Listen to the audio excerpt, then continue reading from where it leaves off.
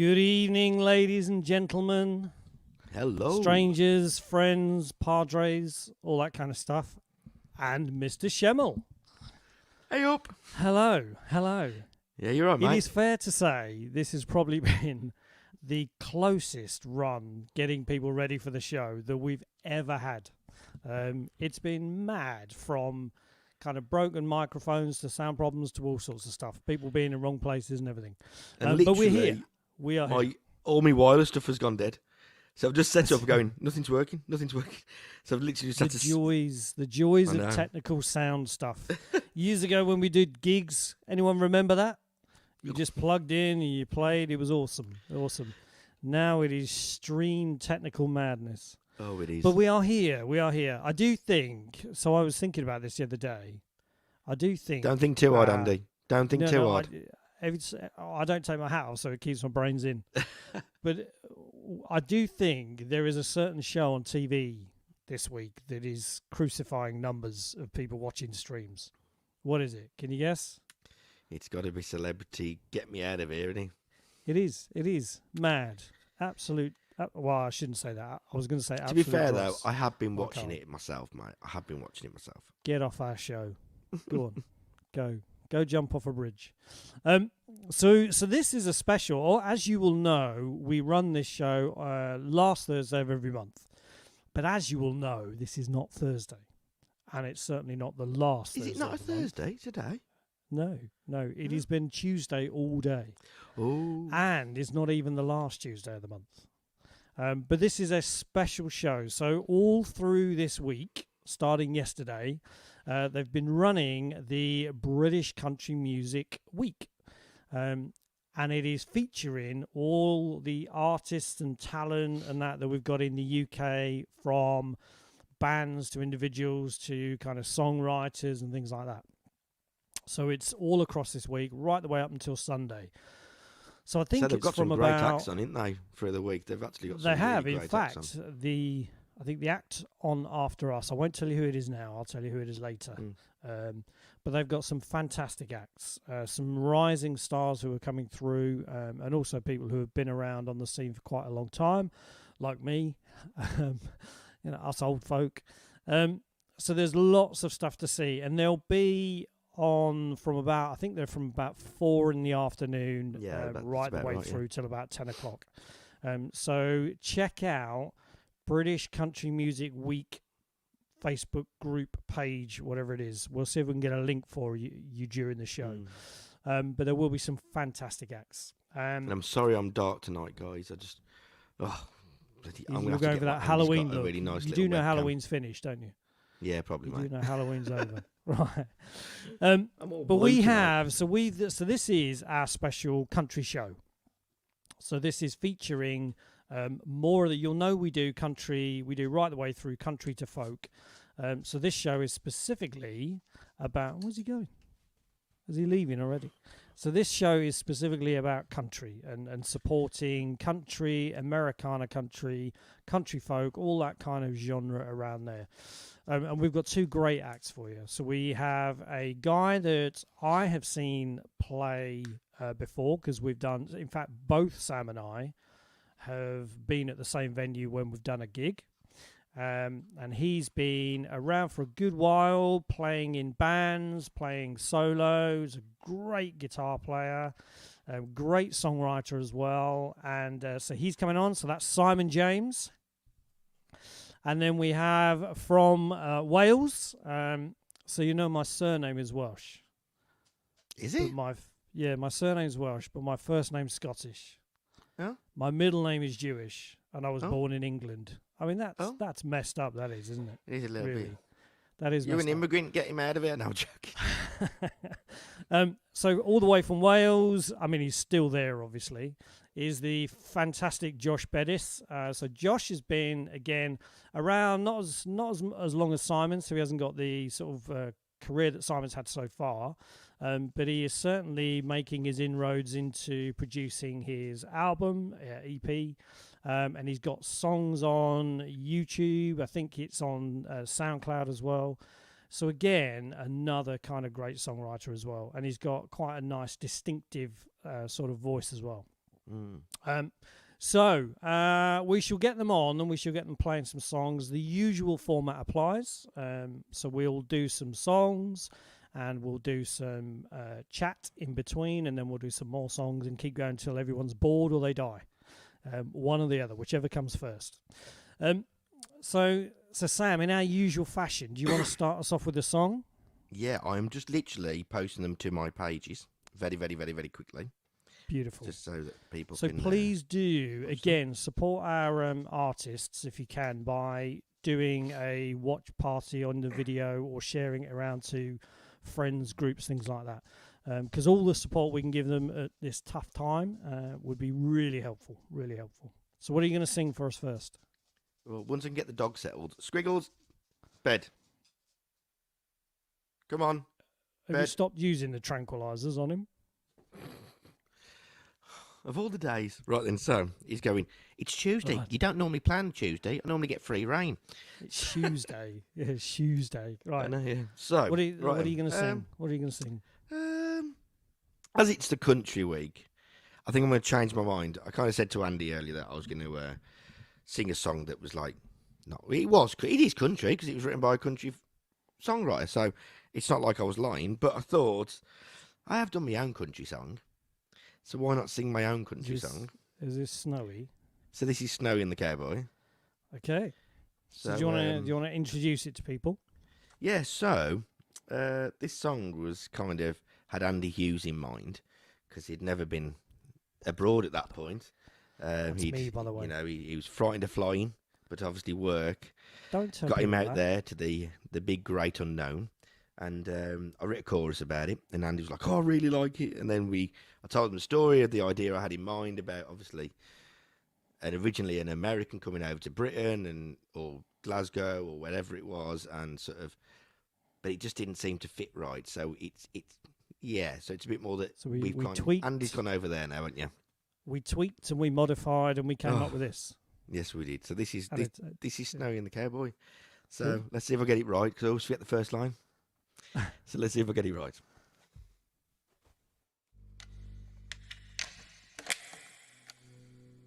Okay.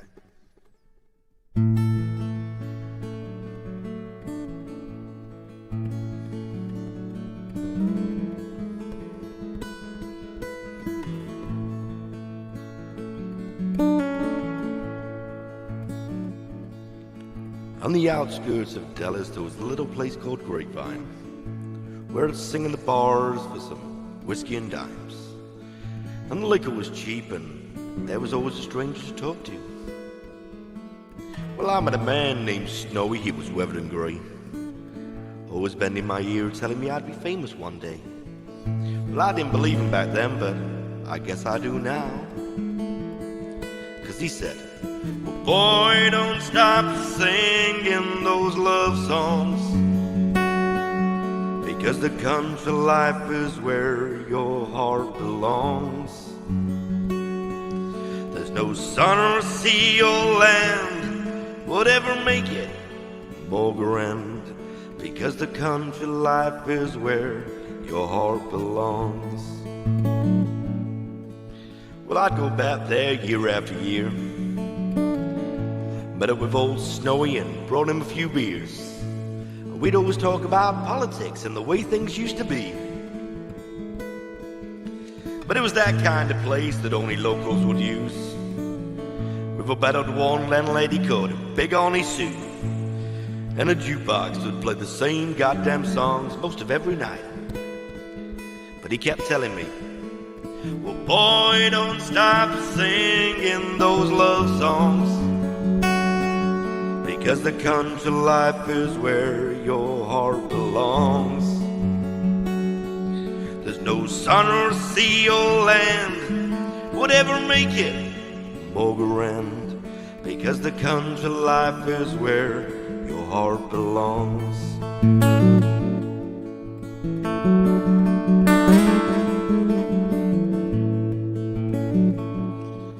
Well, it seemed to me that Snowy knew a thing or two, 'cause I made a bit of a buck, a bit more than a few. And I knew right there who I wanted to share my luck with. So I jumped in the car and drove 4 hours straight to thank him in person, my old Texas mate. But when I arrived, that bar stool was already occupied. Well, a bar in Grapevine where my friendship began. In the place of old Snowy was this scrawny young man. And I said, "You may not realize this, boy, but that bar stool belongs to a friend of mine." Well, he looked at me with eyes that were fighting back tears and said, "You must be Grandpa's friend. He's talked about you for years. Well, I'm sorry to tell you this, but Grandpa won't be joining us today. But he told me to tell you, well, boy, don't stop singing those love songs, because the country life is where your heart belongs. There's no sun or sea or land would ever make it more grand, because the country life is where your heart belongs. Because the country life is where your heart belongs. Because the country life is where your heart belongs.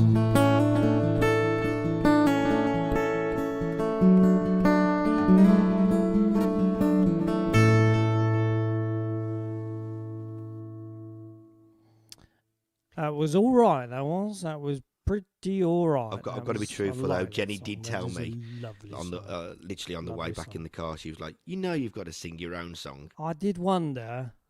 I did wonder. Thanks, Jenny. He was going to sing my song, and then you made him sing his song. Nice. I shall remember that. So let's very quickly say hello to people that are tuning in. Spook DeVille, always tunes into Rog. our stuff. Jenny's dad. Always. I don't think he's missed one He yet. does. Always through YouTube. Yeah, he's always through YouTube. So for those of you who don't know, Rog is Jenny's dad. Jenny is Sam's other half.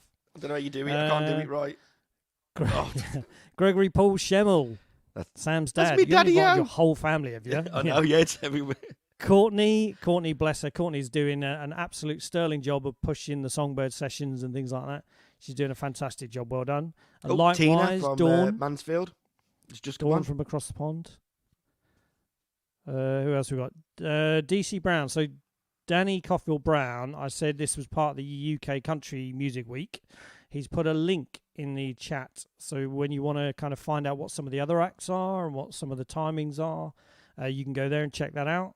And there was some absolutely awesome acts. I had a look at the list yesterday and I was thinking, oh my God, I've got to tune into definitely some of them lot. There will be. John Tooth, hello, welcome. Love that hat. Do you know this is all the way from Nashville? It is. This is from Alan Jackson's Good Time Bar. And when he gets back, he can get me one. I had a good time. It was definitely a good time bar. Is that when you went there and like everyone was just buying you? But I don't think you paid for beer, did you? That's it. No, not one. And I was accosted, friended by 2 state troopers, and they just took me round all night. And I thought, well, at least I'm either going to get arrested or get out of jail. Did they just take you around?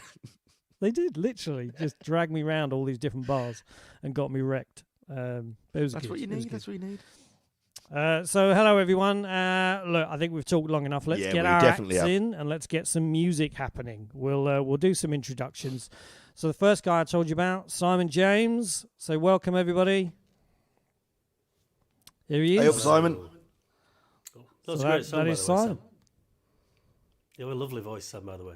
Oh, cheers. Thank you. Oh, mate. Don't tell him that, dude. Seriously, don't tell him that. It's a great song. I love it. It's hard enough. We've had to make his front door a set of double doors just so he can get his head through it. Yeah, all right. And our other guest, Josh Beddis. Yeah, we got him sorted. Say hello. Okay, so bless him, Josh. We were trying to get his sound sorted out yesterday.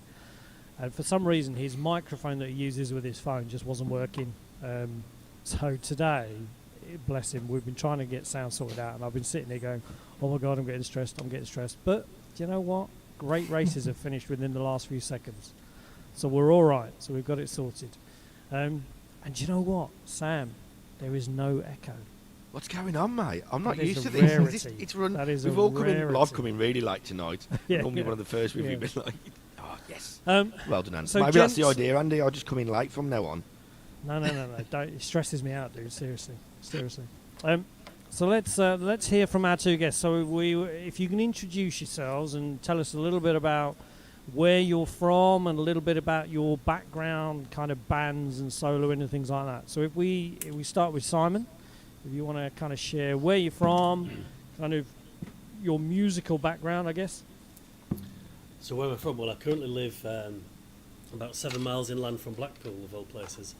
But I started life over in Bradford in Yorkshire, and so I spent 20 odd years of my life down there. Then came across with my parents over to Lancashire, and then went down to London for 12, 15 years, treading the boards of London and doing the whole London scene. Was that music and theatre and things like that? No, that was me and the lads in a band. Went down in a Ford Fiesta with nowhere to live, and just turned up in Kingsbury, North London, which was the first town we hit. And went into an estate agent, said, "Have you got anywhere for 5 lads to live?" And we threw our guitars in the back of this horrible. What did they say? Back up north. House. Yeah, and basically lived off scraps for about 5 years of our life. So please tell me you've written a song about that. Do you know I haven't? Or maybe I should. So I did that, and then I came back up north. About 17, 18 years ago now, and so I've been up here. But it is my mission to eventually go back down. I mean, to be fair with you, when I'm on the road, I spend 50% of my time down in London anyway, or down south.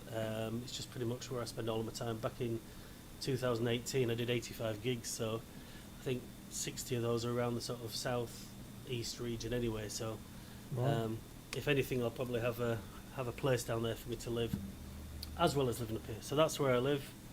Music-wise, I guess, as you said before, I'm no spring chicken. I've been doing this since I had my first band when I was 16. In fact, it was younger than that, because my mother found a picture of me in the Yorkshire Post back at school, which will have been when I was sort of 14, 15, playing on the stage there.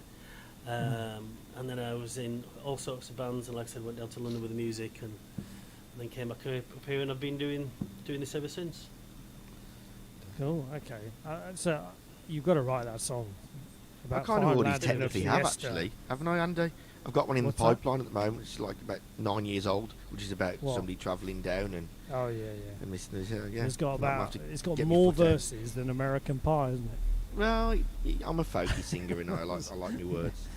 That's it. We've got to do a slashing effect on it to shrink it down. Yeah, we have. So Josh, hailing from South Wales, am I right? The southwest. It's about as far west as you can get without getting your feet wet. Before you hit America. No, Cambridgeshire. Yeah. Okay. So again, give us a little bit of a flavour of your kind of music, kind of upbringing, I guess. The whole family plays. It's something we've always done. Like uncles, aunties, my dad, brothers, sisters. They've all played something. So we've always grown up around music and bands and going to gigs and that. Did quite a few bands before. You can tell all the drums in the background. He's in his brother's kind of like studio. Yeah, this is where he does all his work. Bangs the pots and pans. But yeah, I've done a number of different bands. I think the first one I did was like a heavy metal band, as like the classic introduction to music, isn't it? Right. I say my dad was a drummer, my brother's a drummer, my cousin's a drummer, so I picked up the guitar for spite, really. I was going to say, what went wrong? But yeah, I did like a rockabilly band, a folky band. I just got fed up of compromising then, so branched out on my own. So you and I, about 2 or 3 years ago, you and I both know another guy from Wales originally. Well, still is, I think, when he's not travelling around. Ian Calford. Oh yeah, he lives in the same county and good friend. Great guitar player, great singer, great rockabilly guy. Yeah, I just wish he'd speak up more. He's very shy and reserved, and he really needs to come out of his shell a bit. Not when he's on the stage. Jeez, he's a right presence. He's a right presence. That's good. Well, he's like that in real life. Yeah. Well, he is actually. He's quite quiet, isn't he? But he's a good fella. I do like Ian. Yeah. So we've got who's this? Lorraine James says hello, Simon. Hello, everybody. Everyone that's been saying hello this evening. Hello to everyone. Yeah, we will keep an eye on the comments, and we will kind of feed them in as we're talking and that. So let's get some music underway because that's what people are here to listen to us, not us ramble on all the time. Well, that's what I'm here what to we'll listen do, to, really. Simon, hey. That's what I'm here to listen to these fabulous guys. Do you know what? I could talk for England, and Ireland, and Scotland, and Wales probably. So Simon, if you go first, we'll duck out into the backstage area, so the floor's yours. And then if you do 2 songs for us, and then just introduce the background to the songs, and then what we'll do is we'll swap you straight over. So then Josh will bring you straight in, drop Simon out, and you do the same. 2 songs, just explain what the story is behind the songs. All right? So we shall duck out. So if I remove very nicely Josh, and then Sam, and then me, and we'll see you in a moment. And there everybody was gone. Okay, so I'm Simon, Simon James, and I'm going to start off with a couple of tracks off my last album, which was this one here. For those who haven't got it, I know some of you have, which is pretty cool. This is my album Happy Ever After. Recorded with the amazing Kevin Duncan, producer down at Ginger Dog, with lots of incredible artists and beautiful singers and whatever, and musicians. And this is the title track of the album, and this is Happy Ever After.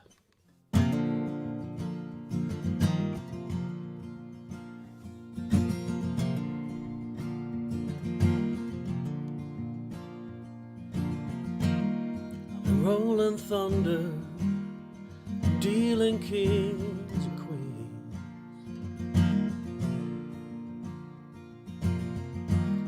I've been wishing for you, like a river needs a stream.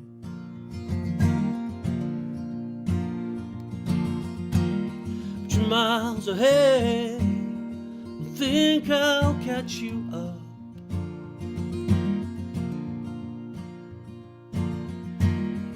And if you feel like slowing down, then I'll stick around.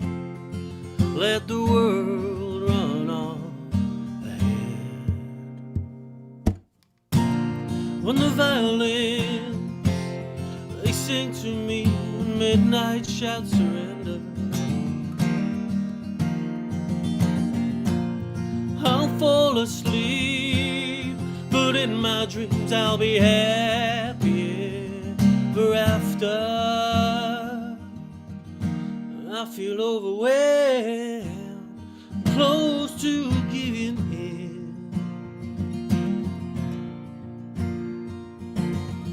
You want the world to love you, really what you need. Will you cover me? Yes, that only time can tell. When the violins, they sing to me and midnight shouts surrender, I'll fall asleep, but in my dreams I'll be happy ever after. When the violins, they sing to me and I'm lost in the moment, I'll fall asleep, but in my dreams I'll be happy ever after. I'll be happy ever after. Ooh,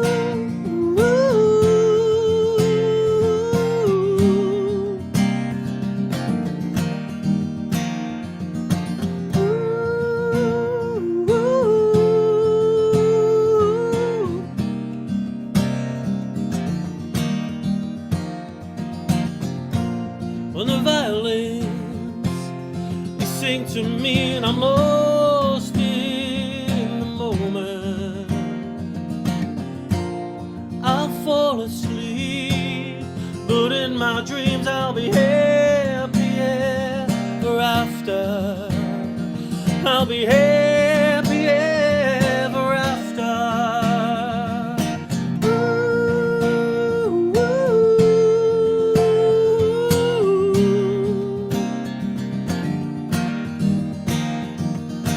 Ooh,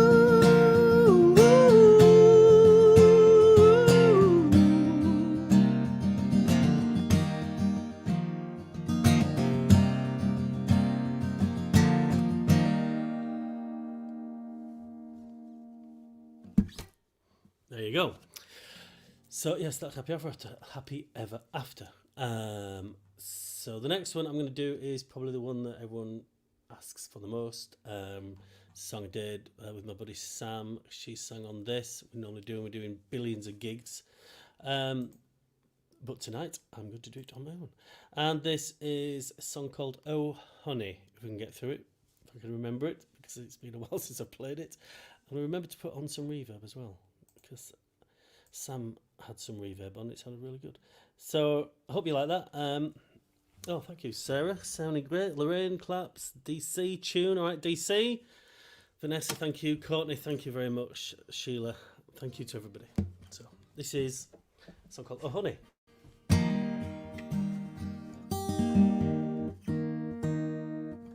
Only problem with these things. Better be in tune. Make sure it sounds alright.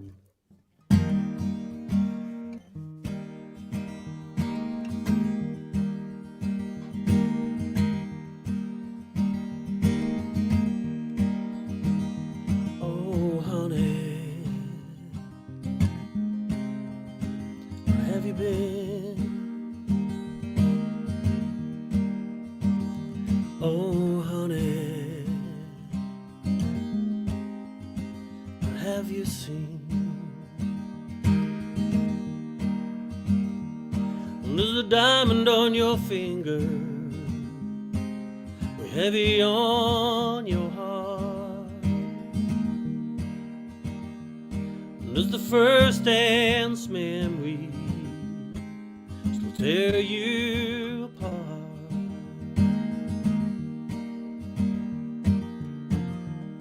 You know you can't avoid the morning, but you're hiding from the world again. You're only happy when you're dreaming. It's the world that you'd rather live in. You got your blues, those brand new shoes,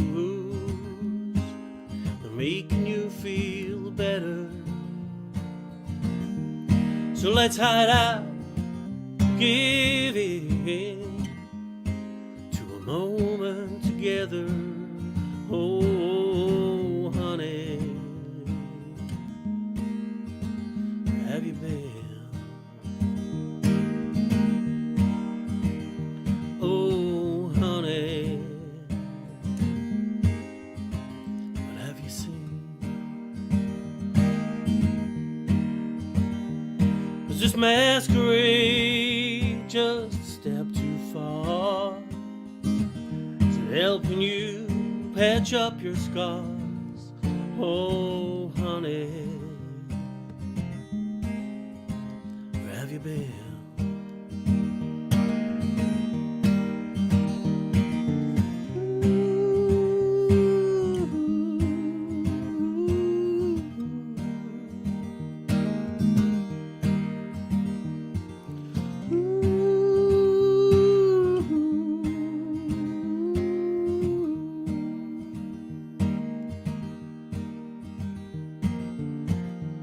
Why do I need you like I do? You're impossible to hold. Does a dream make up for the real?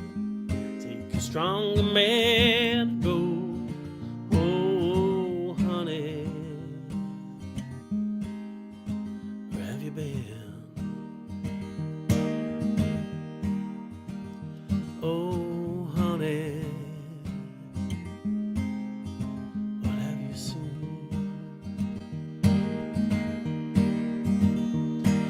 a diamond on your finger, heavy on your heart.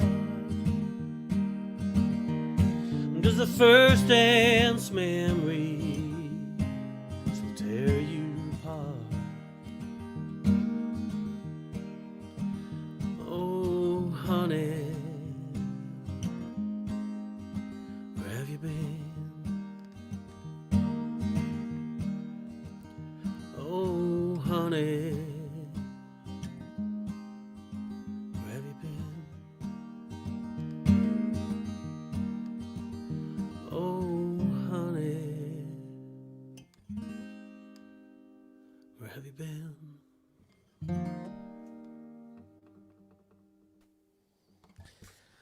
Do you know what? That second song, you singing it, it reminds me of when you go, "Oh, honey," that line, the way you sing it, and that line reminds me of something. Something's trying to pop into my head.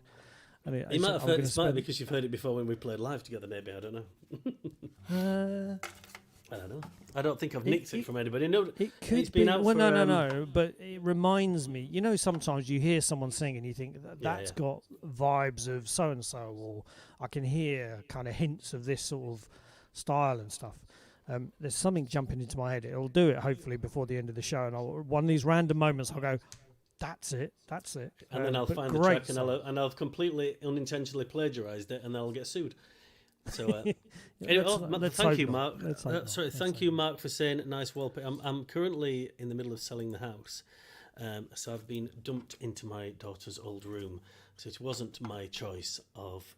I was going to say, good paper for a studio. Good paper. And another guy who's got millions of guitars behind him. What's going on? I have 17 guitars. So I have literally guitars in every room of the house, and I have guitars on walls and everywhere. So just unfortunately, I have that guitar you can just see there, that red one. My dad gave me that guitar when I was 6. He used to own a petrol station in Halifax in Yorkshire, and he gave me. That's how my music career started. He gave me that guitar when I was 6 years old. Don't tell us any more, because we're gonna talk about some more. Of this. Sorry, I ramble. So we will talk about this some more. Okay, no problem. I raised one question and I can't help myself but talk some more. So that was Simon James and his first 2 songs. I love that. Oh, honey.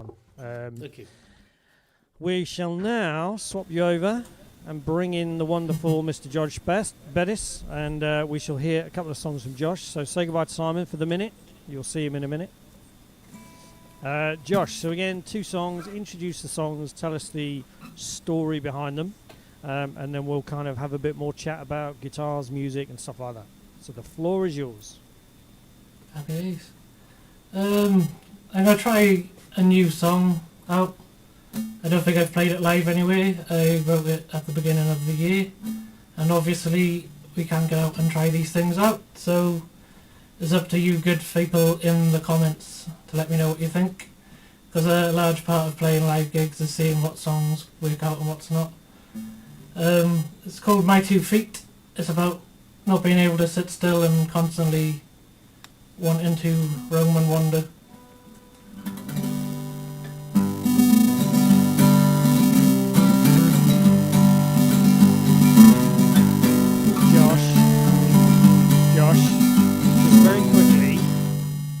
Just one second. Something's buzzing on your mic. So maybe try. First 2 minutes. Yeah, something's buzzing on the mic. So maybe try that. No, the sound's gone.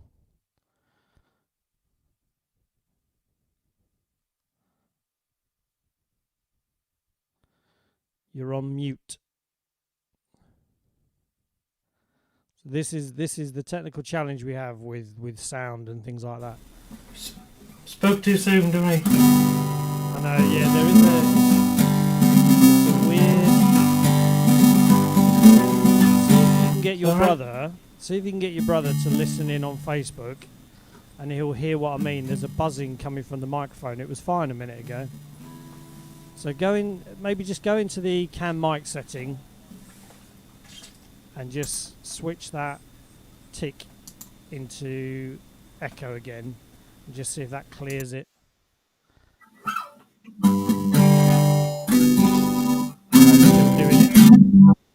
It's still doing it. Tick it. Change the tick back again. See if that clears it. No, it's still buzzing. It's still doing that weird tinny.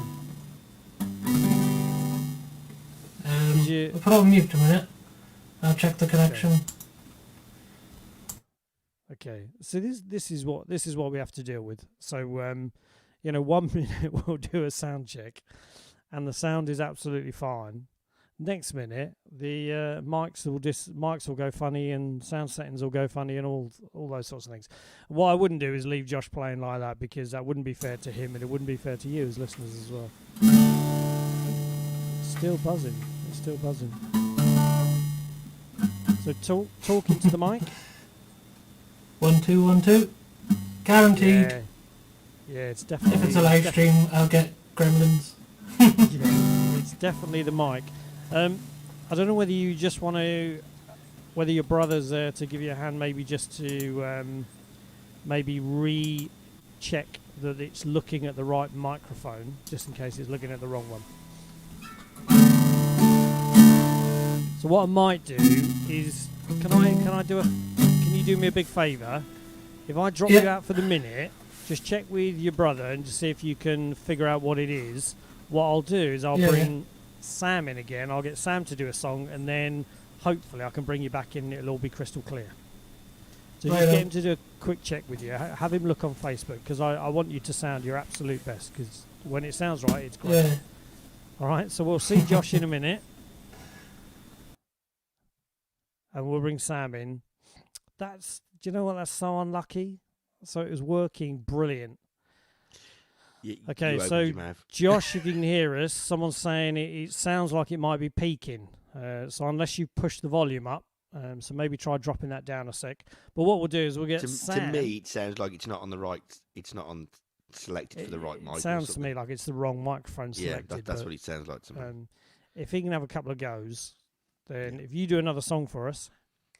Okay. So what are you going to do this time? I don't know. Now you put me on the spot. Yeah, you're used to it. Okay. I'll do Footprints. I was going to do that originally. Okay. And it is my song, so. Right, okay. It's not. It's mine. Just it will be mine. And then Andy will never be able to say it ever again. So this is Sam Schemmel again for a little while. Hopefully in the background we'll work and get Josh back online. All right, Michael. All right, see you in a sec. Okay, so this is Footprints, written by Mr. Andy Hughes, but performed by me, because this is my version, and I absolutely love this song. You know when you hear a song and you think that song is written for me, and just the style and everything. So this is Footprints, and I hope you all enjoy.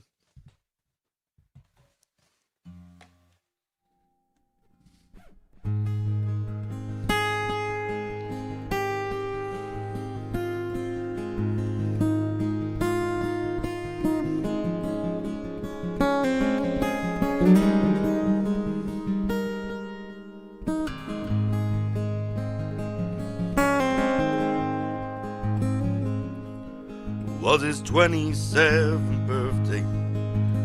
Oh, now mine's playing up now. Give me a second. One. I don't know what's happening.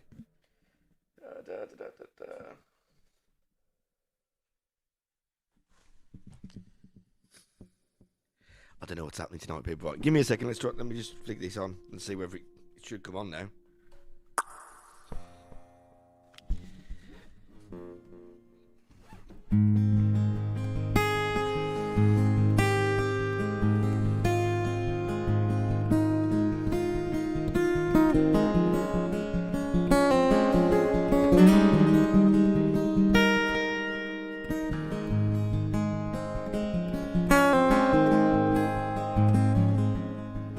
Was his 27th birthday when he put his car in drive.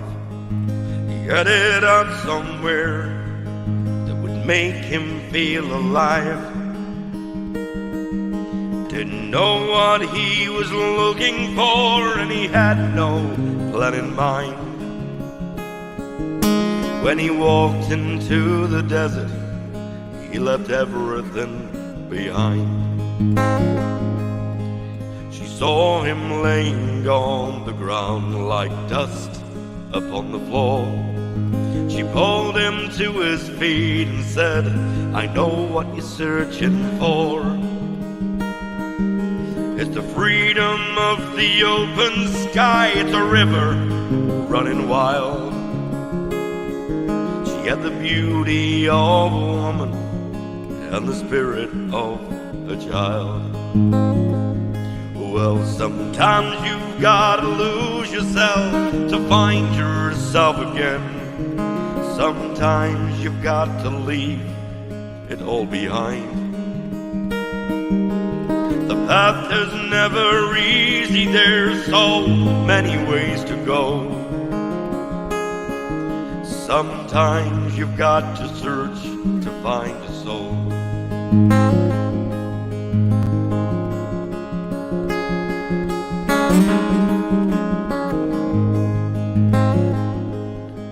She took his hand for him to follow, led him deep into the night. They came across a cabin that was lit by candlelight. The doorway framed a silhouette that he thought he recognized. She had the beauty of a woman and the spirit of a child. But as he turned to his companion, found the empty desert air, there was just one set of footprints. Was she ever really there? Sometimes you've gotta lose yourself to find yourself again. Sometimes you've got to leave it all behind. The path is never easy, there's so many ways to go. Sometimes you've got to search to find a soul. Well, sometimes you've got to lose yourself to find yourself again. Sometimes you've got to leave it all behind. The path is never easy, there's so many ways to go. Sometimes you've got to search to find a soul. Sometimes you've got to search to find a soul. Sometimes you've got to search to find a home.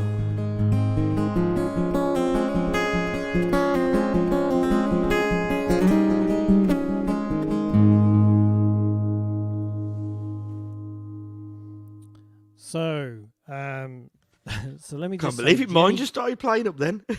Jenny Goodwin, I did not make it up. I did not make it up just so that Sam would sing my song. It is a genuine technical hitch, as they say.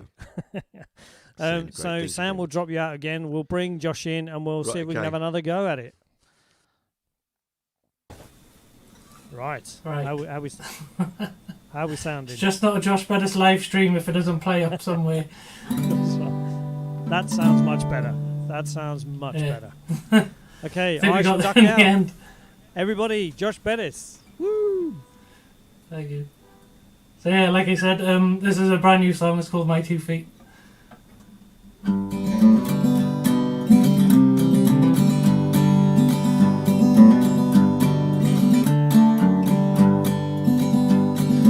Ain't no better feeling putting miles behind you. Trouble it won't find you when you're on that road. Sets my soul soaring deep inside my bosom. Gets my heart fluttering. I was born to roam. My 2 feet can bring me on. Where I hang my head I call my home. My 2 feet can bring me back. Bring me back where I belong, where I belong.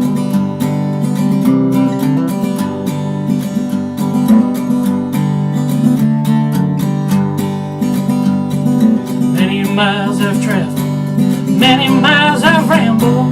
Memories start scrambling. rainbow blur into one. It's hard to paint a picture looking in a rearview mirror. Memories getting thinner, blur into one. But my 2 feet can bring me on. Where I hang my head, I call my home. My 2 feet can bring me back where I belong, where I belong.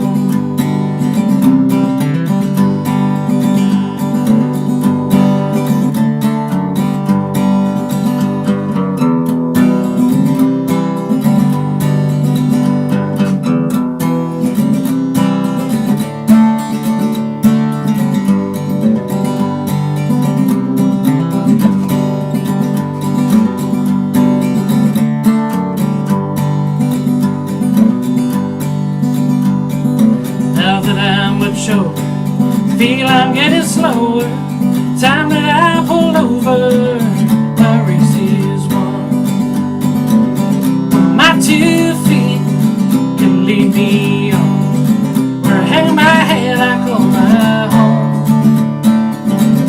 My 2 feet can lead me back, bring me back where I belong, where I belong.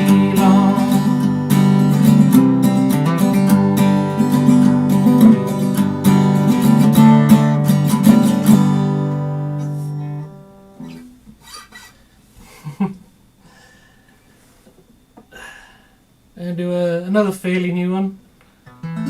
A song called Fugitive of Love. It's about being in the wrong relationship and trying your best to get out of it. I said I'm recording an album at the minute, so hopefully a few of these are going to make it on there. Hope you enjoy it.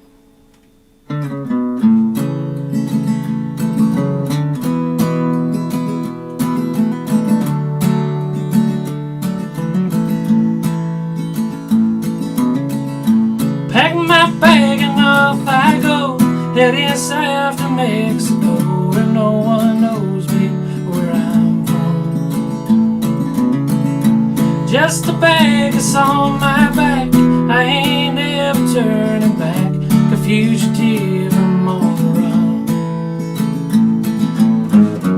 Headed where no one knows my name. I wanna find a place where I can start again, 'cause I'm a fugitive of love, I'm on the run.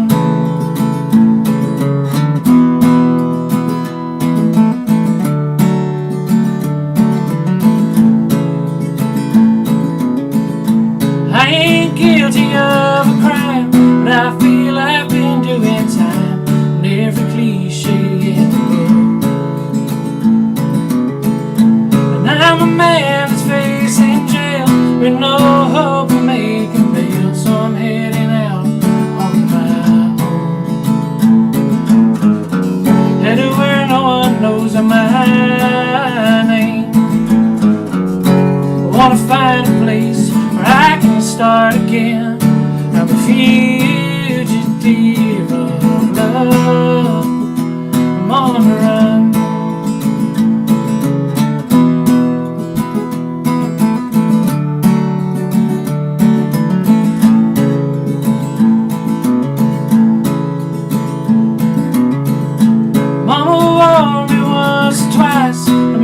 Girls, if you can't be nice, never been a listening kind.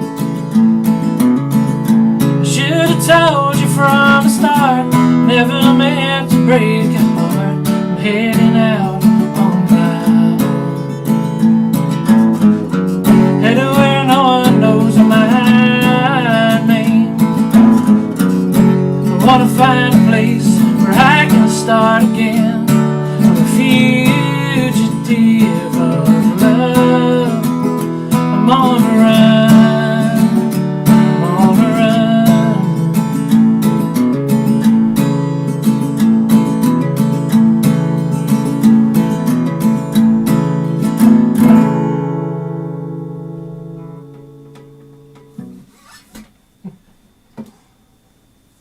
Thank you very much. Hey, well done. Well done. That was great. I love Fugitive of Love. God, why do you have to give it such a difficult title? Fugitive of Love. Really like that one. I have to say, there's a real, it's almost like there's a flattened Scruggs sound to your voice, and there's that kind of almost honky-tonk hillbilly sort of style that comes through as well with the picking and the double picking time. It's really for me, nice. As one of the biggest Jason Isbell fans in the world, you sound just like Jason Isbell, which is a real good thing for me. That's exactly what I was going to say, Simon, myself, that you sound like that. Yeah, Jason I'm going to blame the heater in the car for that. And Simon, that second song, Drag me out. I was sitting here, Andy come back here, I thought, oh, he's not brought me back in, that song is amazing. I would like to do a cover of that song, Simon, because that is such a nice song. Really is a nice song, man. Thank you. Don't say yes until he's paid you for it. I'd love to hear somebody else play one of my songs. I've got to say, because I've been doing some songwriting with quite a few people at the minute for my next album, and somebody played one of the guys I'm writing with, which I'll talk to you about. I know I'm jumping in again. He played a little bit of one of my songs, and it was really weird hearing somebody else play your song, because all of a sudden you think, well, that's what the song sounds like. I have no idea what the songs sound like. There's only when somebody else plays it, I can hear them. Welcome to my world. Every bloody time I do a stream. No, it is nice. It's very humbling as well. And I have to say, you do feel quite honoured when somebody feels connected enough to one of your songs that they want to sing along with it and stuff, and they want to sing it as well. It is a great thing. It'll happen to you as well. American artist. An American artist called Luke Hendrickson's doing a copy of one of my songs off the EP, and he's actually recording it for his next. Yeah. How cool But I just woke up one day and he showed me the video. He's like, "Do you mind if I record this properly?" It was amazing. Jeez, so I'm a big fan of the guy anyway. That's exactly what I say to Andy. Actually, can I sing this properly?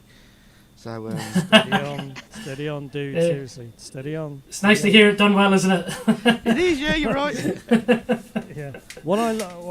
You've got a really kind of that unusual sort of higher range in your voice, which if you listen to, I'm sure you probably have at some point, listen to a little bit of Flattened Scruggs, you'll hear it in that style. It's great. I've got no range. My range is like this, so I can sing in about one key, and that's flat. I'm a big Louvin Brothers fan, but I'm not quite there yet. Oh, dude, seriously, don't get me started. We'll be on all night. Louvin Brothers and the other ones. There's about two other sets of brothers as well that copied the Louvin Brothers because they got so famous. It will come to me. Age and memory is not a good combination. Sam, over to you. Ask some questions. Okay, so I reckon, who inspired you guys to want to write your own songs? I think that's what we'll ask the next question. And we'll go to Josh first, then we'll come back to Simon. So, Josh, who inspired you to sort of want to write and do your own stuff? I took it up really because I couldn't cover people's songs very well. So I'm quite stubborn, so I sort of learned guitar to try and play my own songs because I couldn't do covers. So the reason I picked up the guitar is to accompany the writing, so it's sort of done it backwards really. Yeah. But was the people like in mind that you kind of thought, well, that's what I want to sound like? I wrote my first proper song which got released after my nan passed away, and it was almost like therapy, and it took me like 20 minutes to write the song, and that was like the beginning of this whole like solo career and everything, and I just wrote songs the way I'd like to hear them. Except I'm not really a big fan of artists as such. I prefer songs, so I just hold all these different songs from different influences, and I think it sort of shows a little bit. Do you write things, so do you get inspired by a line or a phrase or a title or something, and then you kind of sit down and you do the song, or do you write in bits and pieces and things? It depends on the song, really. I just used to carry a notebook around with me everywhere, and I'd be making notes of things as I'd be going along, and other times I'll just be playing around with the guitar and a song will come out of that. And then sometimes I write the whole song and then panic because I have to try and figure out how to play it, and so I'm not really technically a guitar player. I just have a go and enjoy it. Well, it's doing pretty well for me. Not a bad combination. Okay, so So it wasn't a particular person's song that you kind of went, that's the song that's going to make me a songwriter. It was the want to talk. It was the want to share stuff. It was the want to get stuff out. Almost like cathartic, I guess. Yeah, very much so. Stuff out. Right. And like I said, I've done quite a few different cover bands and things, and I just wanted to do something that was me, no compromising, and just put my music out there. I never really had the confidence before, or like the experience. So like the last couple of years, I've just figured that if I put all this effort into doing stuff I wasn't necessarily enjoying, like, what could I achieve if I like put that into my own efforts? Yeah, absolutely. And here I am with you, fine gentlemen. Well, let's not judge it yet. Simon, your turn. What influenced me? Yeah. Well, when I first started, as I was saying before, that red guitar there, my dad gave me that when I was 6. Is it a Gretsch? It's not. It's an old Epiphone Riviera. Oh, an Epiphone. Okay. And he took it in part exchange against a car that he was doing some work on, and he gave it to me. And I was in This is in the 70s, so there was no computer games. I was not interested in football. I had a bit of an interest in Bradford Northern Rugby Club. So I was into, but I didn't really have any hobbies at all. And my parents run their own business, so I didn't really do anything apart from argue with my sister. So I picked up the guitar and I started learning guitar. And then my parents were really into Queen, so I was a massive Queen fan as I was growing up. Led Zeppelin and Free, Deep Purple, all that kind of. And then, like Jimi Hendrix, I was massively into Jimi Hendrix. Apart from the fact when he used to burn his guitars on stage, I thought that was pointless. But it's only now when you kind of realise the sort of performance thing and you're in the zone and all that, I can kind of get the idea. But so I always just kind of saw, in the 70s, it was that real beautiful, hedonistic sort of period, really. I mean, obviously the 60s were a bit more, but it was that kind of, seeing all these guys on stage at Glastonbury with the long hair and the guitars and, the girls and everything. I just thought, that's where I want to spend the rest of my life, on one of those big stages. Make me a rock star now. Yeah. Yeah, but then obviously over the years you get inspired by other stuff. Just like I was just saying before to Josh. Right now my huge inspiration is probably Jason Isbell. I just find the guy, because I'm very similar to Josh in that respect. I don't really have any favourite bands. I just have favourite songs, and I'm massively into lyrics. So I'm massively into lyrics that mean something. I can't stand throwaway lyrics. Where somebody just says something just because it fits. Yeah. So I've always just been into that. He's not come out of the Nashville mincemeat machine, has he? Really? He's kind of stuck. And quite the contrary. He's kind of. He was kind of gone against it, and him and Sturgill Simpson have both kind of kicked off against another the great scene. act, another great amazing, name. Yeah. So, I can see Janis Joplin on your T-shirt. Yeah, again, brilliant. Just songs, great songs, great performers. Just anything that means something. You've got to listen to a song, and it's got to mean something. Yeah. The words have got to really touch your soul. Otherwise, what's the point of writing a freaking song? Sorry for swearing. I swear. No. So here's a question for you. We're safe. We're not on Channel 4. What was the? Have you got a definitive song that you listen to lyrically and you think that just captures it all? That's the creme de resistance for you, Simon. What would that be if you could pick it out? Well, I've got two. There's "If You Leave Me Now." Oh, if you leave me now. I think that's just, if ever I'm feeling morose and I listen to that, it just breaks my heart. But the song I think is probably the most powerful song is, again, I'm going back to Jason Isbell again, is "Elephant" by Jason Isbell. Oh yeah. Just because I just think it's so incredibly clever that you can talk about, that you can bring the word elephant in for starters, but it's just so incredibly poignant and massively powerful.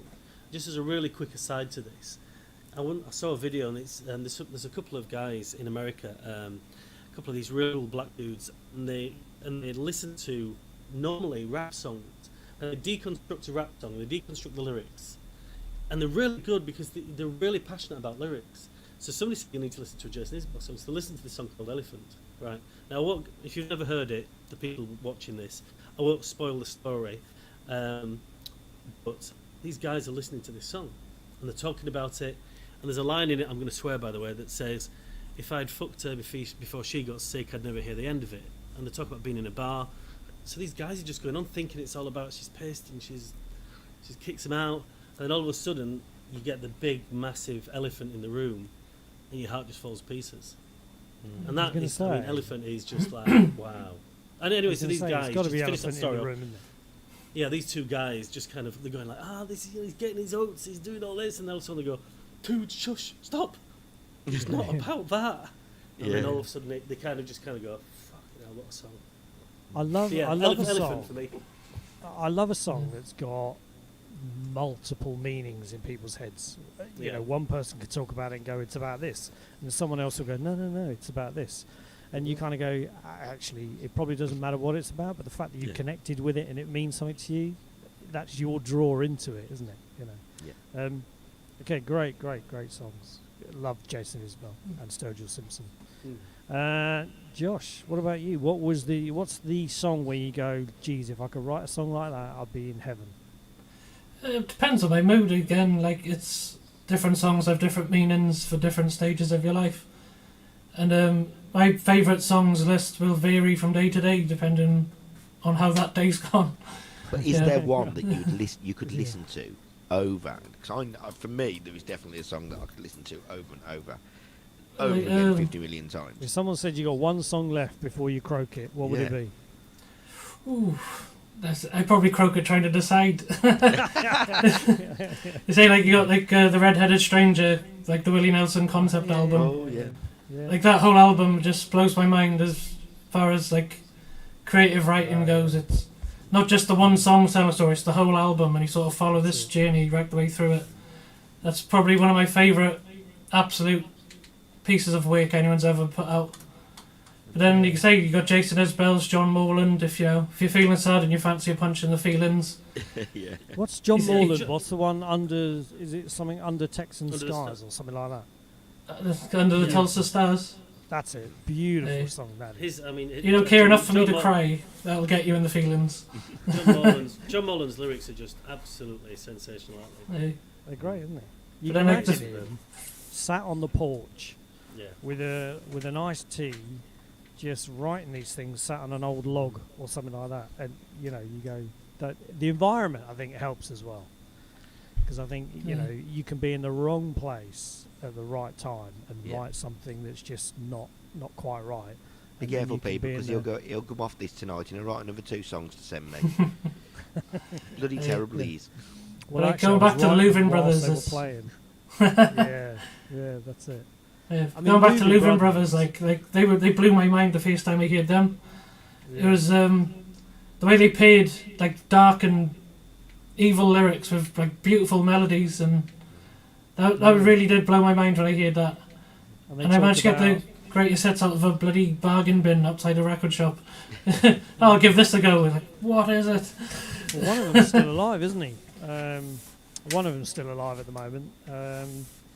What was the song they sang about? I'm a little girl in Knoxville. Knoxville Girl. Yeah. That's a fantastic song. But again, you sort of get suckered in with these. Shall we get back to some songs, Andy? I was going to say, let's not start talking about murder and death. Not now.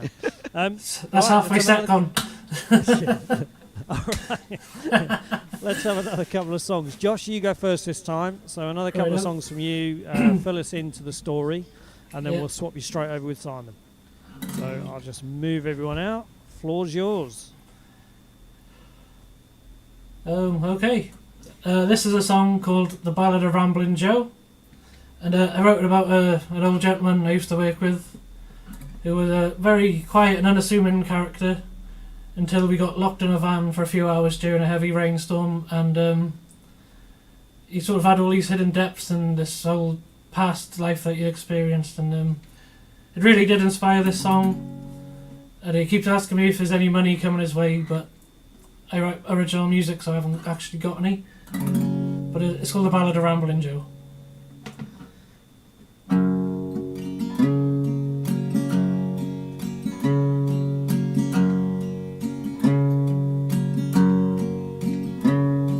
Some men were destined to settle, find a good job and a wife.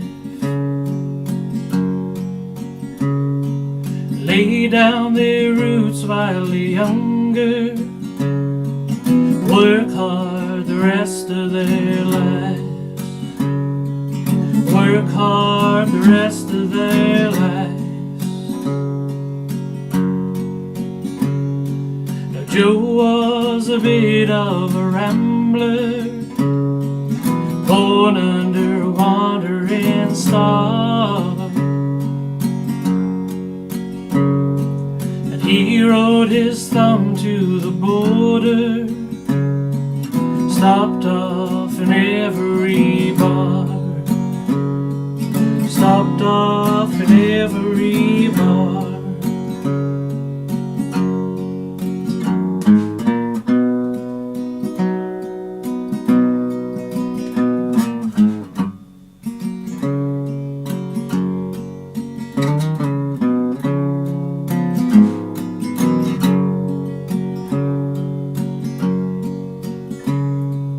Joe'd work enough to keep drinking, was out to have him some fun, till he met a young Spanish maiden, and all of his rambling was done, all of his rambling was done. Joe's love's name was Juanita. Her smile could light up a room, and she won Joe's love in a heartbeat, and she knew that he loved her too. She knew that he loved her too.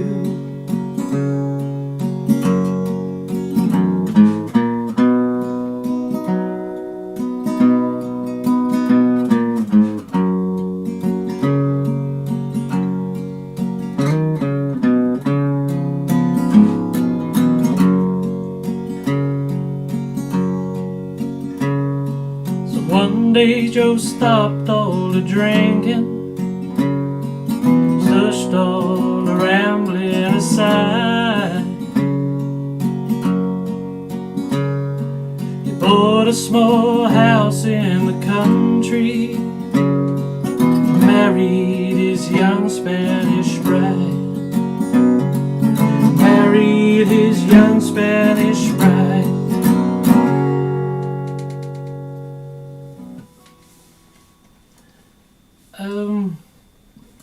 That's the story of Joe. The next song I'm going to do is a song that came to me. I wanted to figure out a nicer way of saying that you were drinking yourself to sleep. So I come up with a Good Night Kiss from Jim Beam. Hope you enjoy it.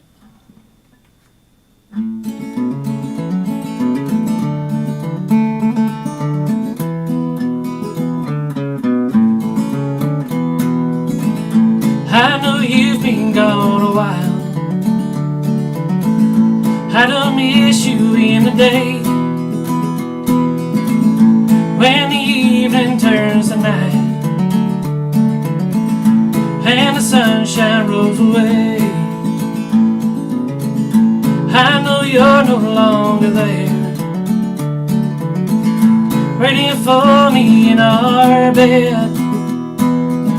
So I'll settle for a good night kiss from old Jim Beam instead.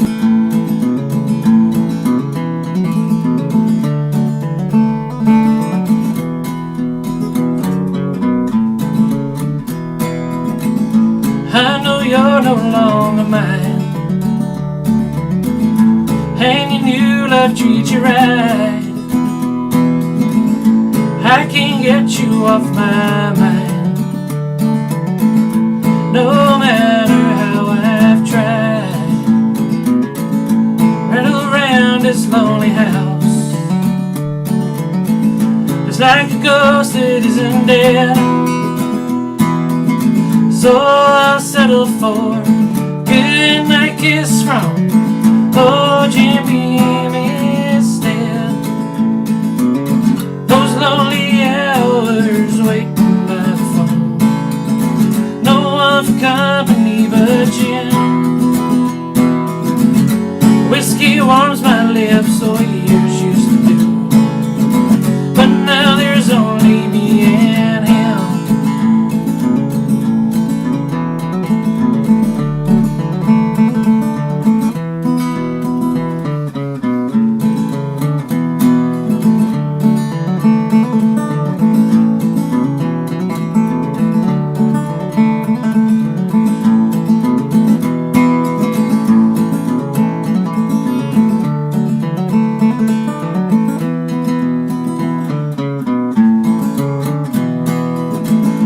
Bitter watches of the night, when the darkness settles in, bottles will never let me down, as long as I can drink my fill. I rattle around this lonely house, it's like a ghost that isn't dead.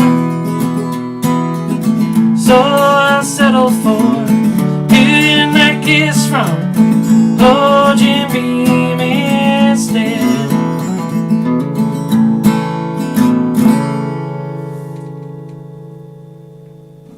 Thank you very much. Right, well done, Josh. We shall drop you into the backstage area and bring Simon out. So say goodbye. Goodbye.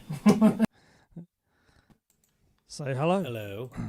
Hello. So Simon, 2 songs again. Tell us a little bit about them. And the floor I haven't decided what I'm going to play yet. Yeah.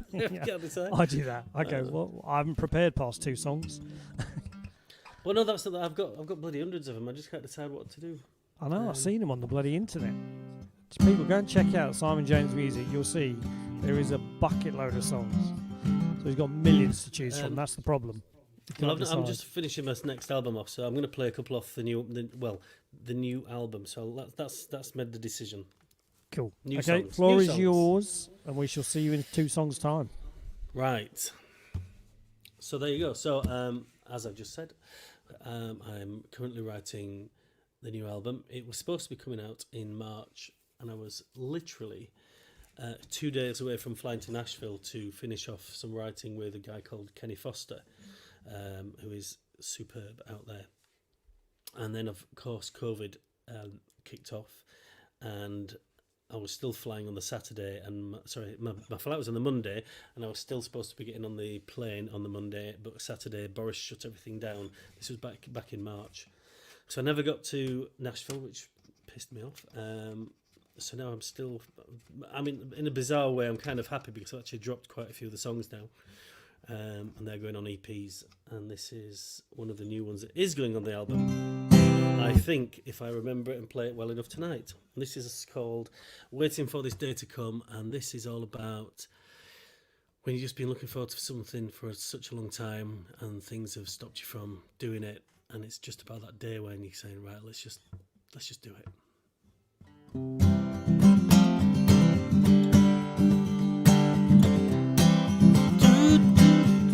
Completely wrong key. No wonder I couldn't sing it. That's because I was going to play another song.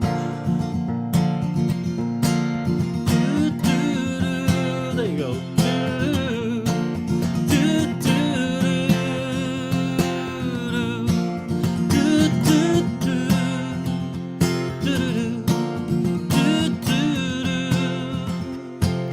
I've been waiting for this day to come.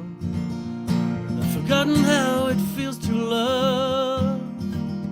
Those days when you find a perfect song, an old familiar favorite that makes you sing along. And I've been wishing for a way out. No one ever feels let down. Just a happy ever after wrapped up nights, and a quiet and polite last goodbye. I've been waiting for this day to come for so long.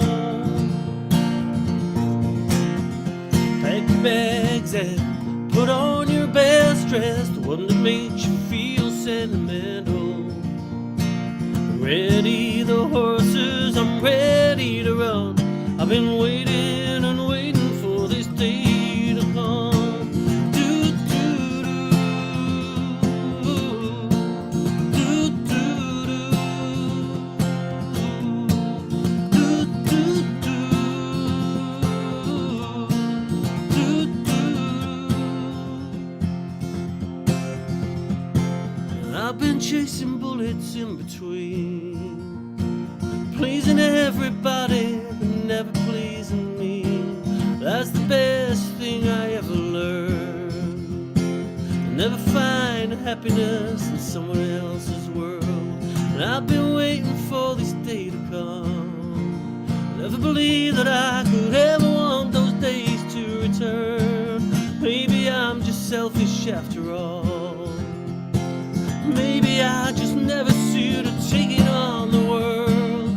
I've been waiting for this day to come for so long. Pack your bags and put on your best dress, the one that makes you feel sentimental. Steady the horses, I'm ready to run. I've been waiting and waiting for this day to come.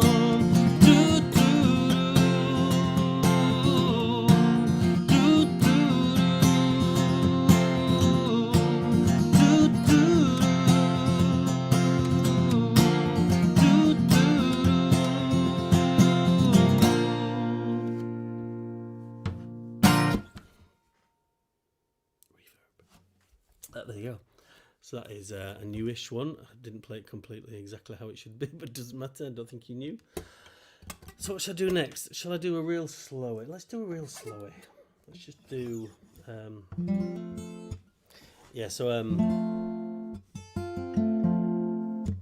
really like that song? Well, thank you, Courtney. That's very kind. And thank you, Dawn. Very lovely comments. So yeah, I'm going to do a song. This is a love song all about losing someone, and it's a song called On My Way.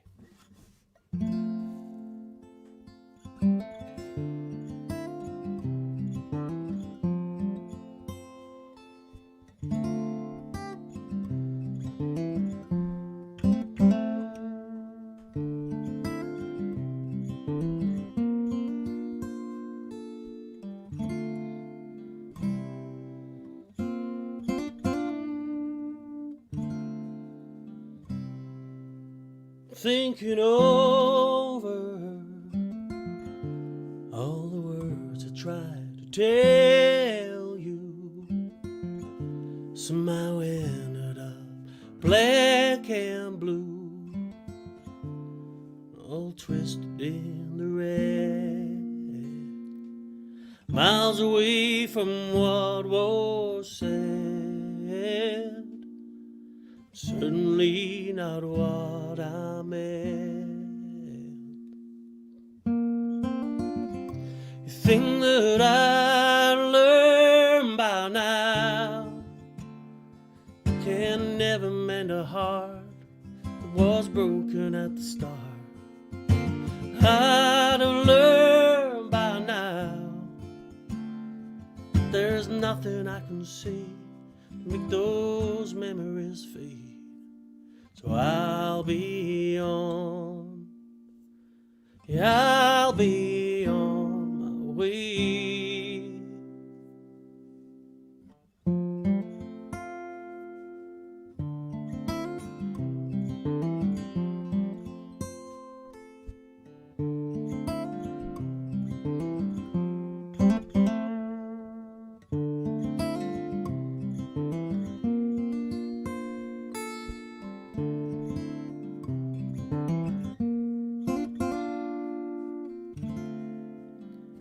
I hope you're okay, getting back to being yourself again.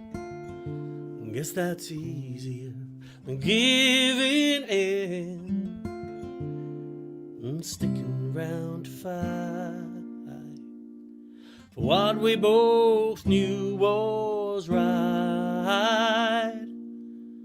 Guess I pushed a little too far this time. You think that I'd have learned by now, and never meant a heart that was broken at the start. I'd have learned by now, there's nothing I can see, those memories fade. So I'll be on, yeah, I'll be on, I'll be on my way.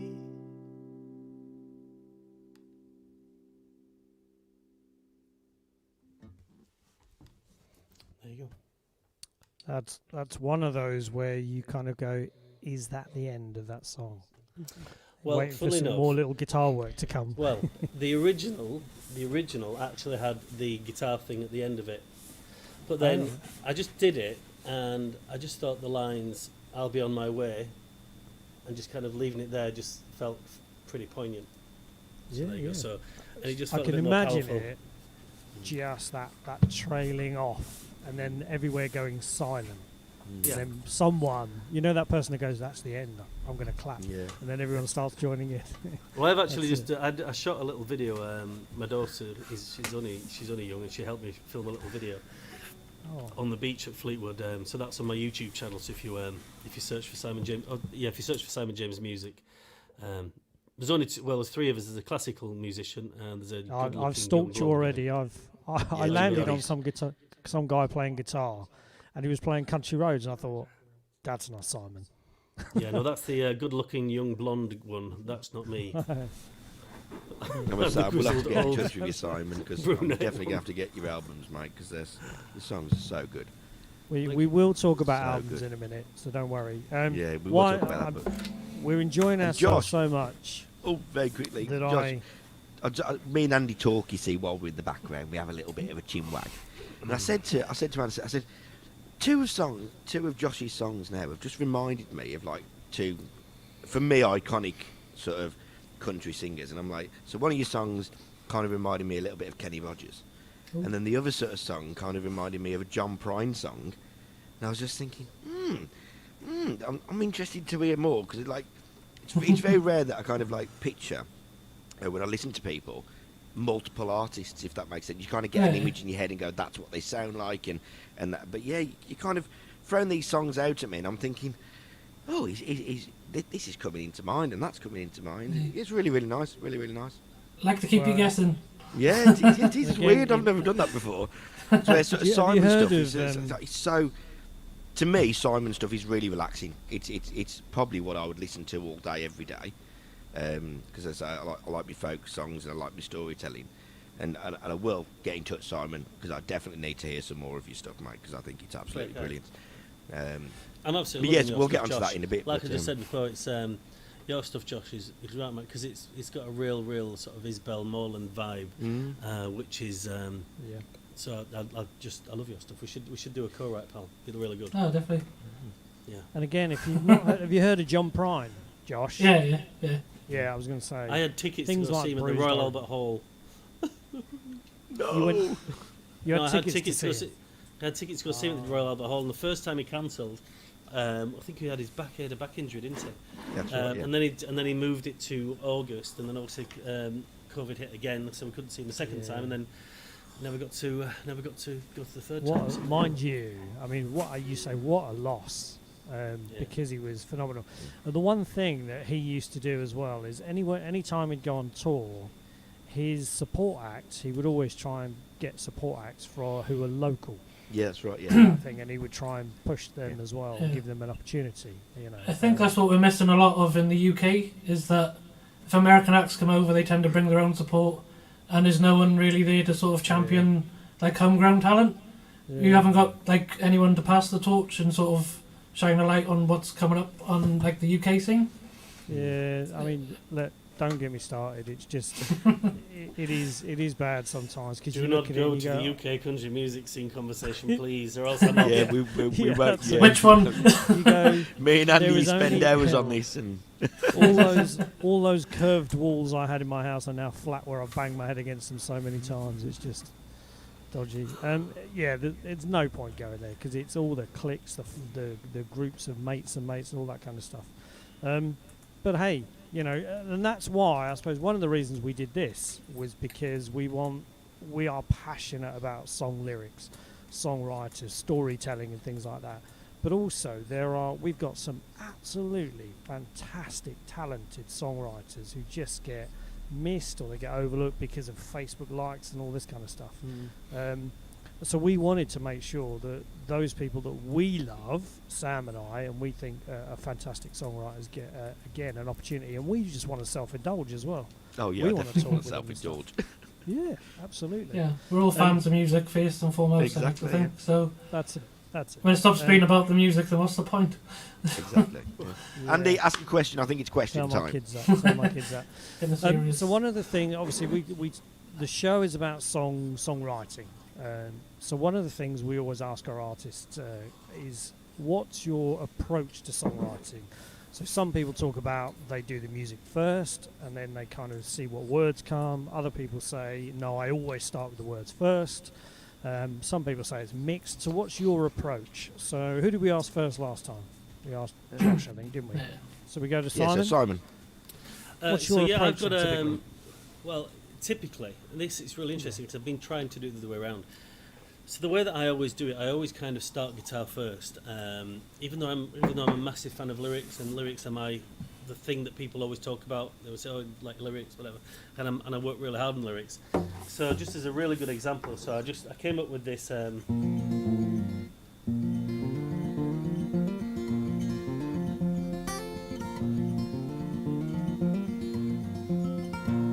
So I came up with that just earlier on. Okay, so then what I would do is I've got that, and it's a pretty stereotypical C, G, and D. So then what I would do is I'd just vocally mumble. The days when I was looking for the rays, I'll be my hand in the kind of 40 days. Holding down the waves I can fold into this soul. That's what I do. Right. It's a new song right there. It's a new song right there. Give me 1 second while I write the rest of that song. And then so what I would do is then go, looking out the window to the way that the world is cold. Obviously not those lyrics, but there you go. Yeah. So that's how I do it. And I must have 4,000 of those little sort of riffy little bits of ideas. And then what I do is I keep coming back to it, and then some of them work, some of them just happen, and some of them just disappear into nothingness. So but then I've got a track that I literally sat down. I know Josh was saying before I wrote that thing for his, was it your granddad, Josh? Yeah. And I had exactly the same thing. So my father-in-law died of dementia, and I just picked the guitar up on the night that he died, and this song just kind of went, blah. And it was all about him, saying, "Hey there, do I know you? I recognise your face," but I don't, and it was all that sort of stuff, and then that literally, like Josh, just came out in like 20 minutes, just happened. So that's are you saying that's your typical approach? You'll pick up a guitar, you'll kind of play around a bit, and then words will kind of spew out. So you because you said you were trying to do something different at the moment. Yes. So I've been doing a lot of songwriting with other people at the minute. So I've been working with a guy called Boo Hewardine, who is pretty well known traditional English songwriter, I would say. So he's worked with loads and loads of people, and he does a lot of sort of lyric based stuff first. And also I've worked with Chris Difford from Squeeze, and he's very much about he's not a musician, so he's just lyrics. So I was sat there in the middle of summer, and a dragonfly went past. And I just went, okay, let's give this a go. So I wrote down these words. There goes a dragonfly, he's got nowhere to go, happy in his world, or whatever it was, something like that. And it was all about the sort of freedom of life. And then I picked up the guitar, and I was like, there goes a dragonfly, he's got nowhere to go, happy in this moment. So that was the other way around, because that was me taking some lyrics and then putting some music to it. So I'm experimenting with doing it that way around at the minute as well. Yeah, because I'm very much a tinkerer, you see, Simon, and Andy's very much a wordy person. So it's nice to know. I mean, we had someone on the show. I think it was Sarah, wasn't it, a couple of weeks ago on the Songbird sessions, who said like she thinks of the title first, and then everything then spews from that. Which is it's nice to hear people's. Well, a friend of mine actually. Well, a friend of mine that literally lives about 5 miles away from here. A girl called Mel. She was. She's won every single British Country Music Award going, because she used to be with Luke Thomas, and it used to be in a duo, Luke and Mel. That's not why she won the award. She's a brilliant songwriter. That came out wrong. But yeah, so she does that. She writes the title. So she's got. So the last time we met, she had this title called House of Cards, and she wanted to write a song about House of Cards and how they sort of fall down and fragility of relationships and things. So, we had someone else who said that they predominantly start with the title. Yeah, they look for that's cool what titles. Sarah said that, and there was somebody else. Yeah, they said they'll look in things like newspapers, and they'll look for a cool title, and then they'll just think that's really cool and engineer a song around it. Sorry, just to sort of capitalise on that, but that first song I played, the one before, which is "Waiting for This Day to Come." I've been waiting for this day to come. That one. That kind of started as that because I knew I wanted to write a song about waiting for a day to come, and it just happened that it was explicitly those words, and I wouldn't normally be that explicit about the words, but they just fit. It fits really well. Well, I think it fits really well anyway. But that started as a title. Just interesting. Dave Sutherland there put "Boo is the Mutt's Nuts." Top 3 of British songwriters. Yeah. He's one of these. If you people know him. I know Dave Sutherland really well. If you know Boo, you know Boo. If you don't, you've probably heard about 1,000 of his records. Yeah. Yeah. A bit like Jackson Brown. You never really knew some of his songs until you realised who he wrote for.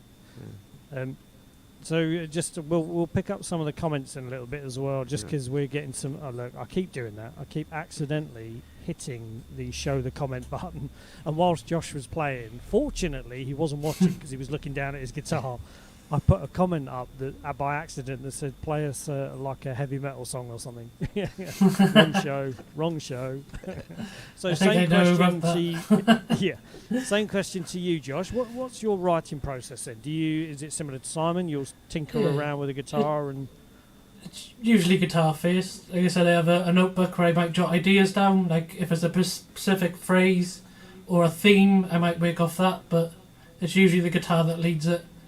I don't necessarily use the ideas when I'm playing the guitar, because if I can't put it to music, then it's not a song.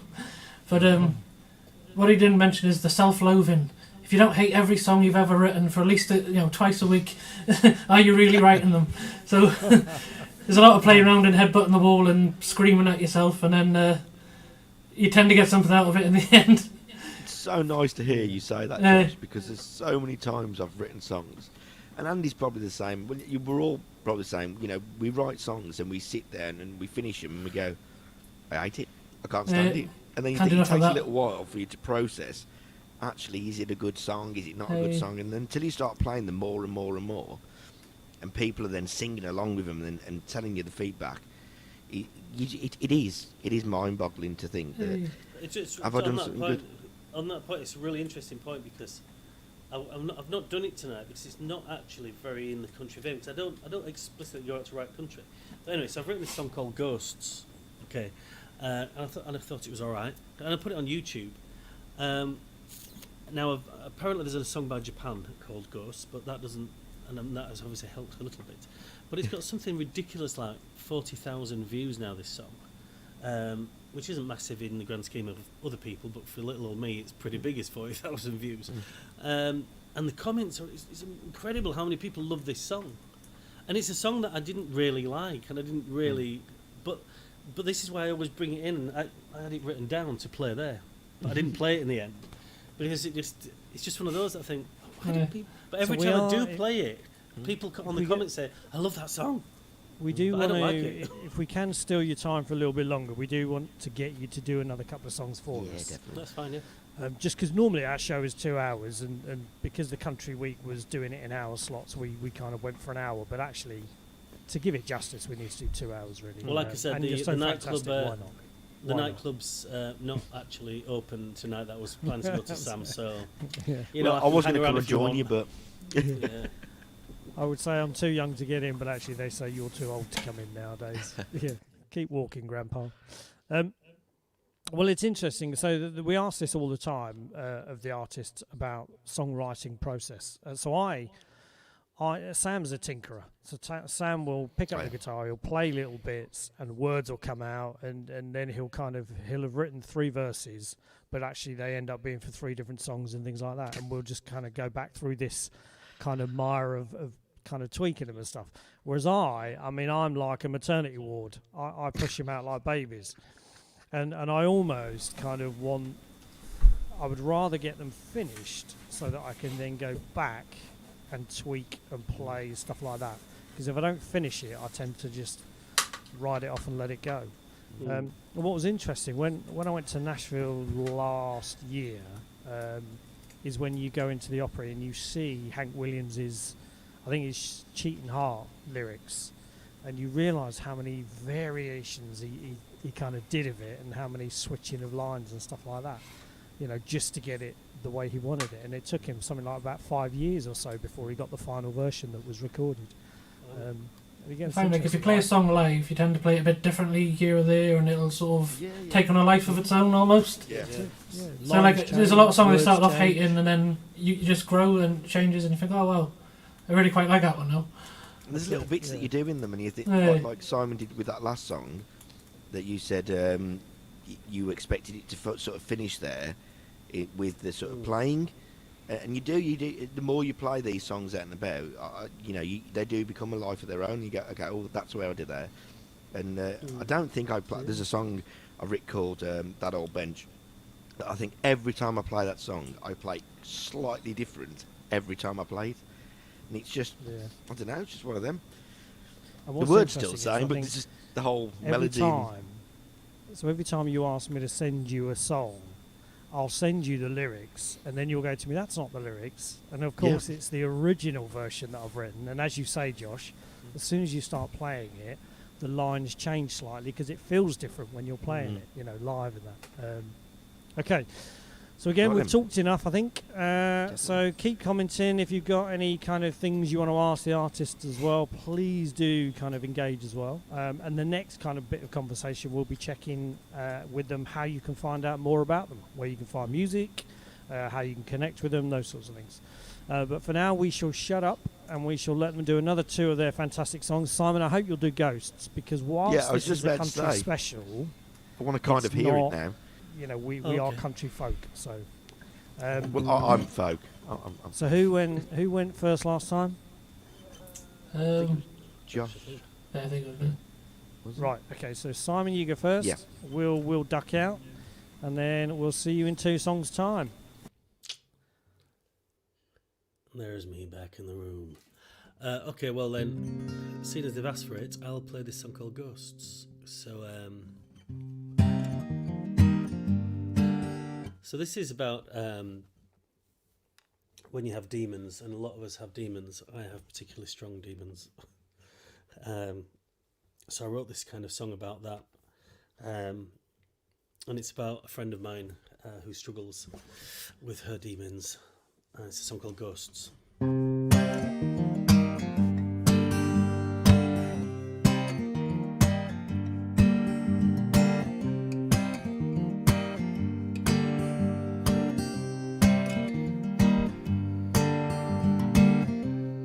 Everything you ask for, you're howling at the moon. There's no point in staying silent, there's no one there for you. You're drinking in the shadows, you're breaking all the rules. Just anything to find a cure to the blues. Will you run when the ghosts come after you? Are you scared of the dark? Will you fall when your world comes tumbling down? Tumbling down around you.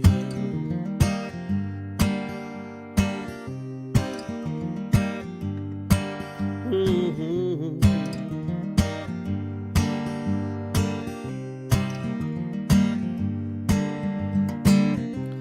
You vanish in the distance and slide into a dream.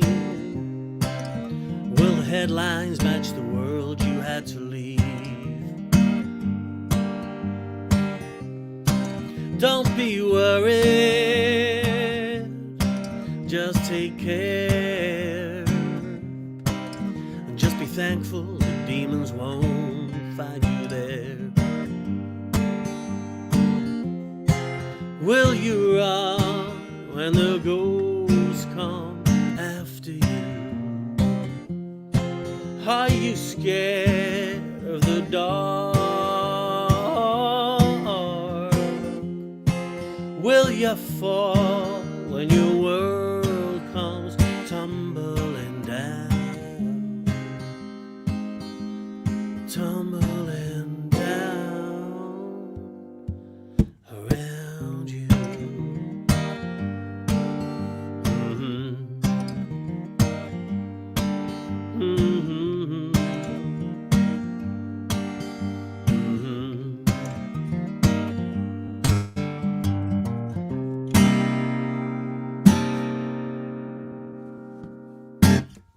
There you go. So, so that's Ghosts. Right, so what shall I finish with? Shall I finish with a new one or an old one? Let's finish with something a bit more up-tempo to finish everything off with. Thank you all for listening to our music, and thank you to the guys for inviting me. I think we're going to ask a few more questions. This is... Oh, thank you. Oh my, I love that one. Brilliant. Dawn. Thank you, Dawn, and thank you, Courtney. You guys can come again, because you're really, really cool at commenting nice things, which is for somebody who has crippling self-doubt. I need as much as I can get. Anyway, so put some reverb on for this one. This is a song called Nicotine, and this is a song about a friend of mine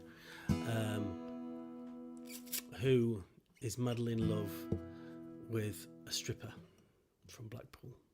It's a song called Nicotine.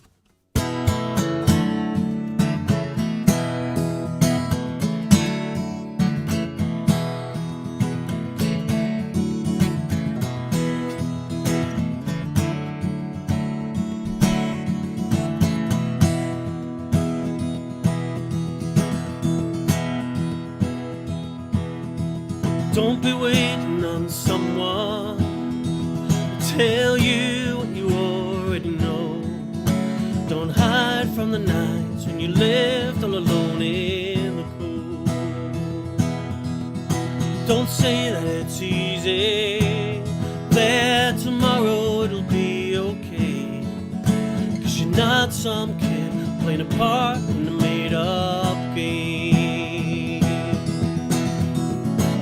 You are the rise and fall of me. You got me hooked, your nicotine. You are the fire that leaves me bleeding. Why don't you ruin me?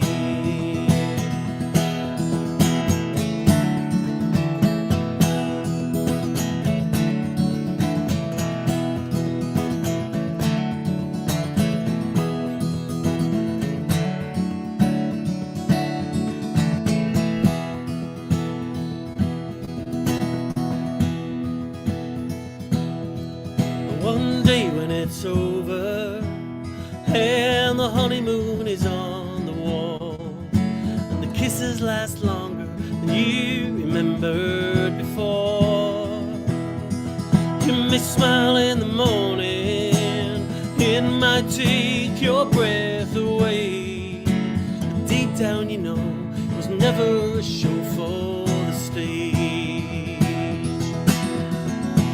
You are the rise and fall of me. You got me hooked, you nicotine. You are the fight that leaves me bleeding. Why don't you ruin me? Why don't you ruin me? Why don't you ruin me? Why don't you ruin me?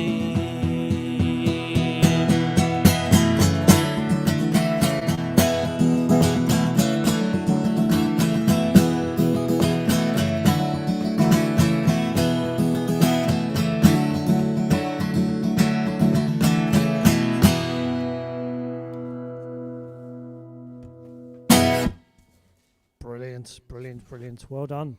Well done. Love that, Yeah. Ghosts. I'm glad you played that. Oh, good. That was nice. That was good. That was good. Cool. Right, we shall swap you over and bring Josh in, Thank you very much. and then we'll do a little bit more chatting. Oh God, I was like massive on the screen there for a minute. That's not good. That's not good. Right, the floor is yours, Josh. 2 more songs, and again, just same format. Introduce them, and then we'll do a little bit more chat. Happy days. So, I think I've been unseasonably jolly on this stream, so I'm gonna play a bit more misery now. This song is about how you can sometimes turn cold when you're lonely. It's called Always December.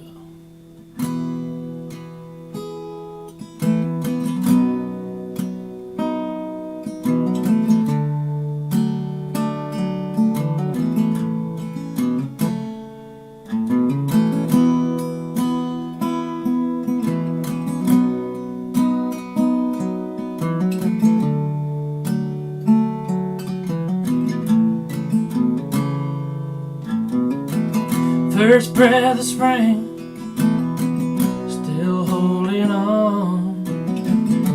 The icy grasp of winter's chill.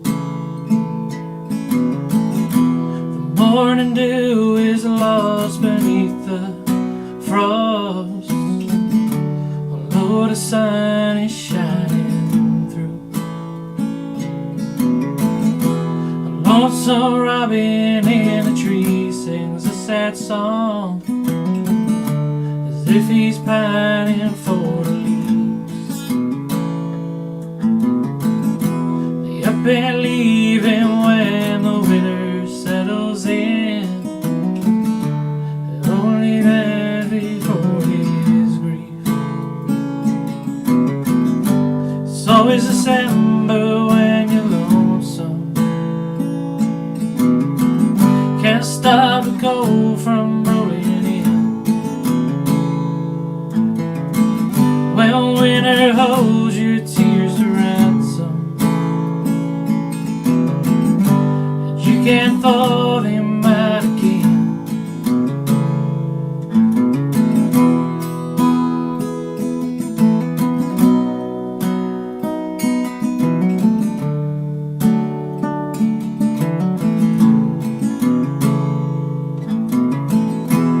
Some say winter is a lonely time of year, when you're stood out in the cold. The rain and wind can often chill you to the cold, but it's always winter in my soul. I've tried to tell myself the whiskey keeps me warm, so why the bottles by my bed, and the old fireplace where the flames used to roll, there's only embers here instead. It's always December when you're lonesome, can stop the cold from coming in. holds your tears to ransom, and you can't thaw them out again.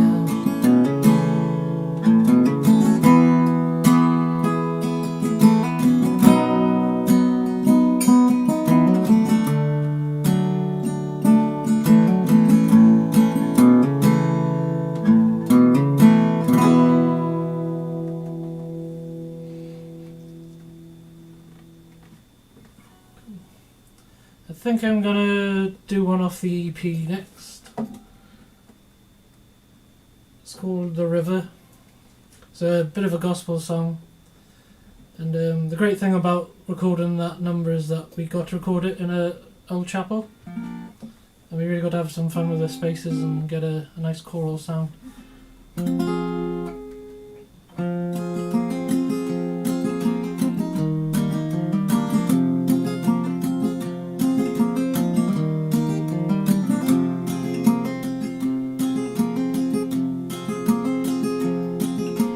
Oh, won't you, mighty river, take my sins away? If I bathe in your healing water, will you hear me pray? Man amongst the trees sings against the breeze. Sinner, won't you find your way back home?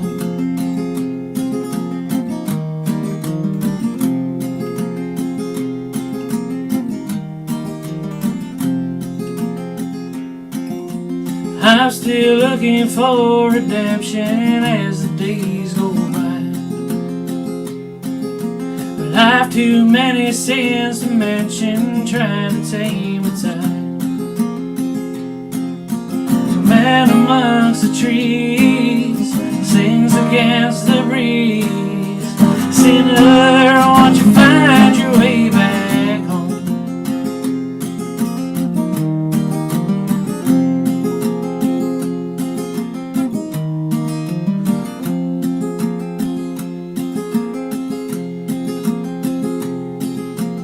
Many men have swam this river trying to tame the tide, but on the road to true redemption, men can lose their lives. The treasure that you seek for the faint and meek, sinner, won't you find your way back home?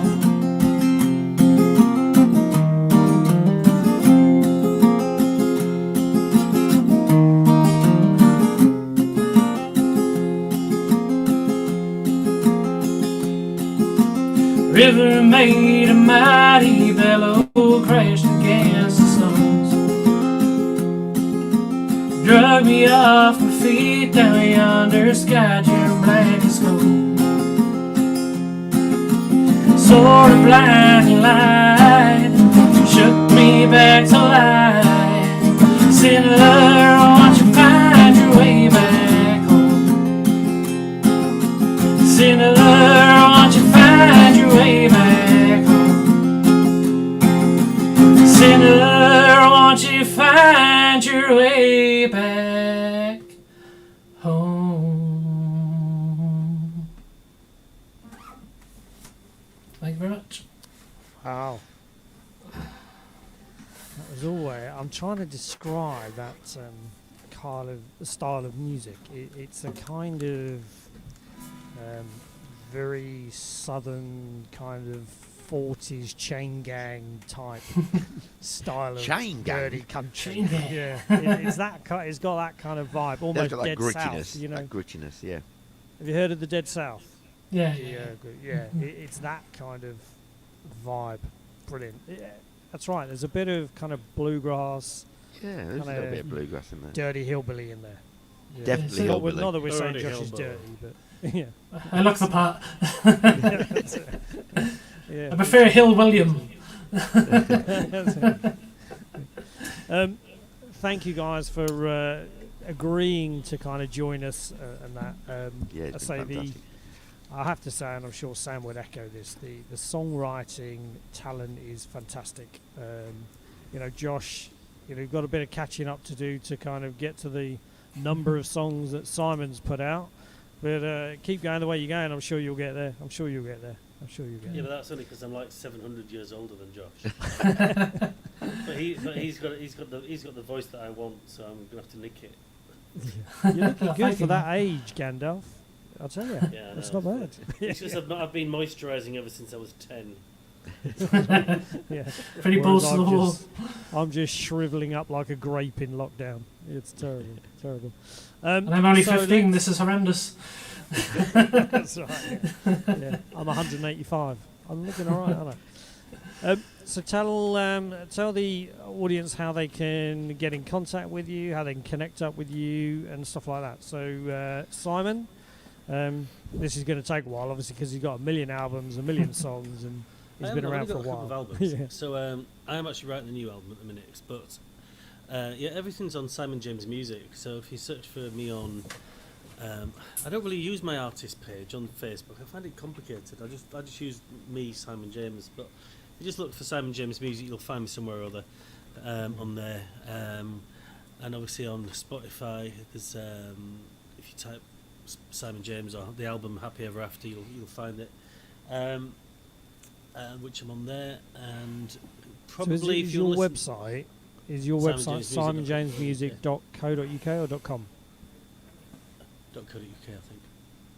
.co.uk. But all I put much of the frustration of people that are in my kind of management mentoring bubble, if you like. I put a lot of my new stuff before I record it properly onto my YouTube channel to kind of see what people think.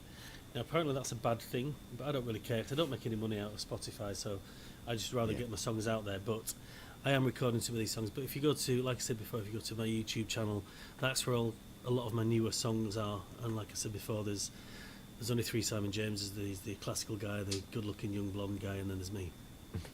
So the reality is, all you need to do is look for that face that you can see there in the image, and then that'll be the one.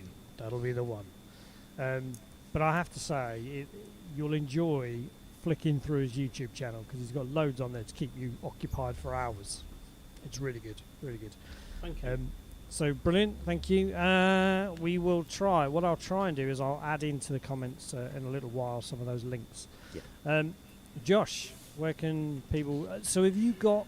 You're in the process of doing an EP. So this is the EP's already done. I've done the EP last year. But we're going for like a full studio album now.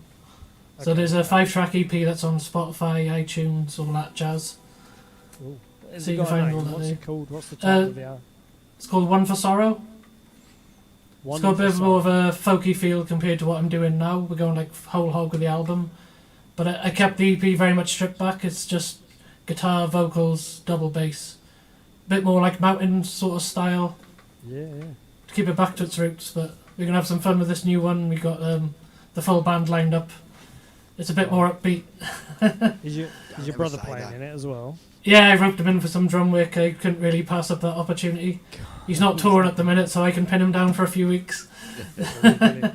So you're on Facebook. Have you got a music page as well as your normal page? Oh yeah. You can find me all over social media. Crime Watch as well if you want to delve deep enough. Crimes Against Music. The West Wales Rambler. Yeah. I drove for Rambler, not Flasher. So go and the biggest thing you can do for these guys during this kind of rubbish time is just go and like their pages, connect up with them, buy an album. It all helps. What I would say is ideally buy an album. Don't just downstream it. You can't de-ice your car with an MP3. Yeah, that's it. Because otherwise, Spotify gets all the money and these guys get none. So if you like them and you can support them, fantastic. That's what we're trying to do. We're trying to keep UK songwriting talent across this country folk umbrella alive. So thank you guys for joining us and taking the time out. I know we sort of said the show was originally an hour, but as you will kind of imagine, you don't get too many songs and chat in an hour. So thank you very much for staying on. Kind of any last words from you, Samuel? I just think it's been another fantastic night, to be honest. I think a couple of weeks, obviously, this is a bit different to our normal Songbird sessions that we have when we get people, because we normally have a folk singer and we normally have a country singer, but tonight's been absolutely fantastic. I think it's been my favourite so far, actually. I said that a couple of weeks ago, but this is definitely, I think tonight has been meeting Josh and meeting Simon. Simon, your words and your playing and your voices, for me, phenomenal. I think it's lovely. And Josh, I love the whole sort of down and out kind of gritty rawness, and it's really nice. It's nice to hear. Really nice to hear. Thank you very much, and thank you for having us on as well. Yeah, nice to meet everybody and enjoy the evening. So the good thing is we pick the artists to have here, so it's not like people can go, can I come on, we just take anyone. We are very picky, very fussy about the people we have on. So no, Andy, no, we're not. Because we admire. we're not clicky, mate. We're not clicky. We just picky, like what we picky. Like. not clicky and numpty, picky. Should I be offended then that you said that somebody dropped out and can I take the last place at the last minute? Don't. What are you doing to us, man? You're killing us. Yeah. That didn't actually happen, but thank you for the joke. The reality is, with some of this technical stuff, you do find that anything. So I was doing a session with a guy today, helping him out, and within the space of 20 minutes, his sound was perfect, and then he stepped away, came back, and it had gone. And you're going, what's going on? So it is just one of those. But thank you. Glad we got the sound sorted out with you, Josh. Yeah, definitely. I feel like a last-minute heart attack to remind you of your life. Andy was on the phone to me going, you've got 2 minutes, Sam. You've got to... I'll be there. And Michael McMillan is in the chat as well, I think, still. And he is going to be joining us, hopefully, at some point. We are doing a sound check tomorrow, hopefully with him, to see if we can get sound working, where it's clean enough. Because again, what we don't want to do is for people to not be able to get clear sound, because otherwise it doesn't show them off in the right line. Yeah. So I'm going to finish off with a song, I think. Happy days. Apparently that was the plan. No! Yeah. Stop him from singing! So we'll, if we can drop you guys into the background again, and then all we'll do is we'll bring you back in for one last goodbye, and then we'll call the evening to a halt. So I'm just going to do one of my songs. So I shall just drop everybody back out. God, this is scary. This is all me on my own. Right, so I'm going to do my song about my lovely trip to Atlanta, Georgia, and my opportunity to go and see the Martin Luther King Memorial. I still can't get used to looking at the camera there when the videos are there. So this is called Hallelujah, Mr. King. Last song of the evening, then we'll say goodbye to our wonderful guests. I hope you've enjoyed it. And again, last Thursday of the month, we'll be back as well for the next show. In fact, it's December the 17th, the next show. I'll talk about that in a minute. This is Hallelujah, Mr. King.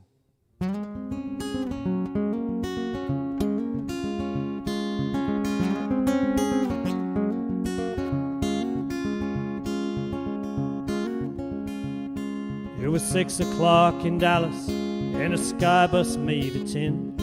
I was heading back to England the same way I came in, changing in Atlanta to catch a red-eye flight. When the captain spoke, said the plane was broken, we'd have to stay the night.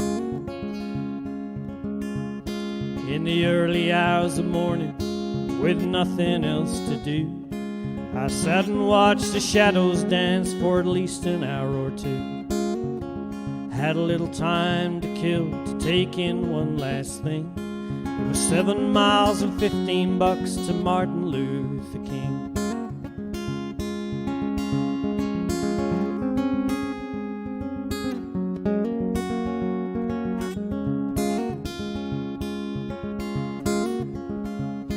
We pulled up on the sidewalk, bathed in golden light.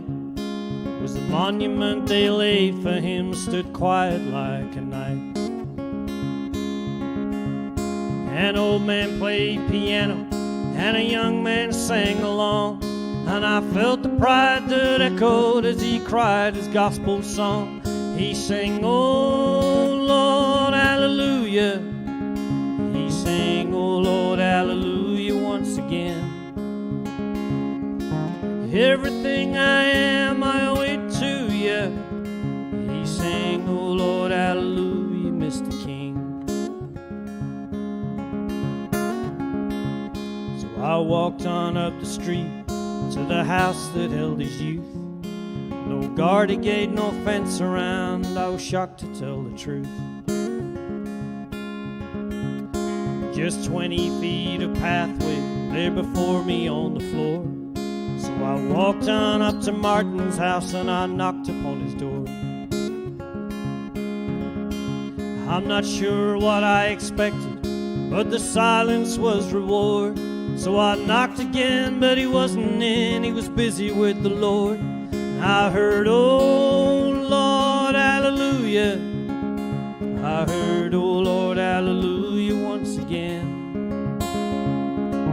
Everything I am, I owe it to you.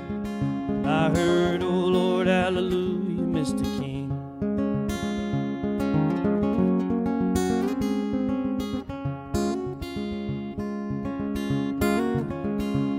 So I went on round the backyard to the place where he would play.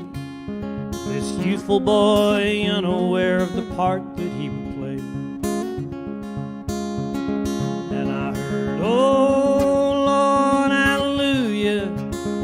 I heard, oh Lord, hallelujah once again. Everything I am, I owe it to you. I heard, oh Lord, hallelujah, Mr. King. And I heard, oh Lord, hallelujah. I heard, oh Lord, hallelujah once again. Everything I am, I owe it to you.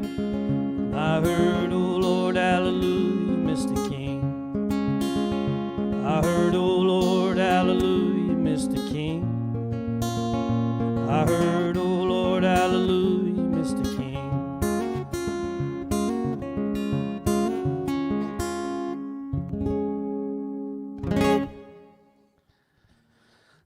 There we go, a little bit of Hallelujah, Mr. King. Just to remind you all, by the way, my album, which has taken 2 years in the making, is due out hopefully tomorrow.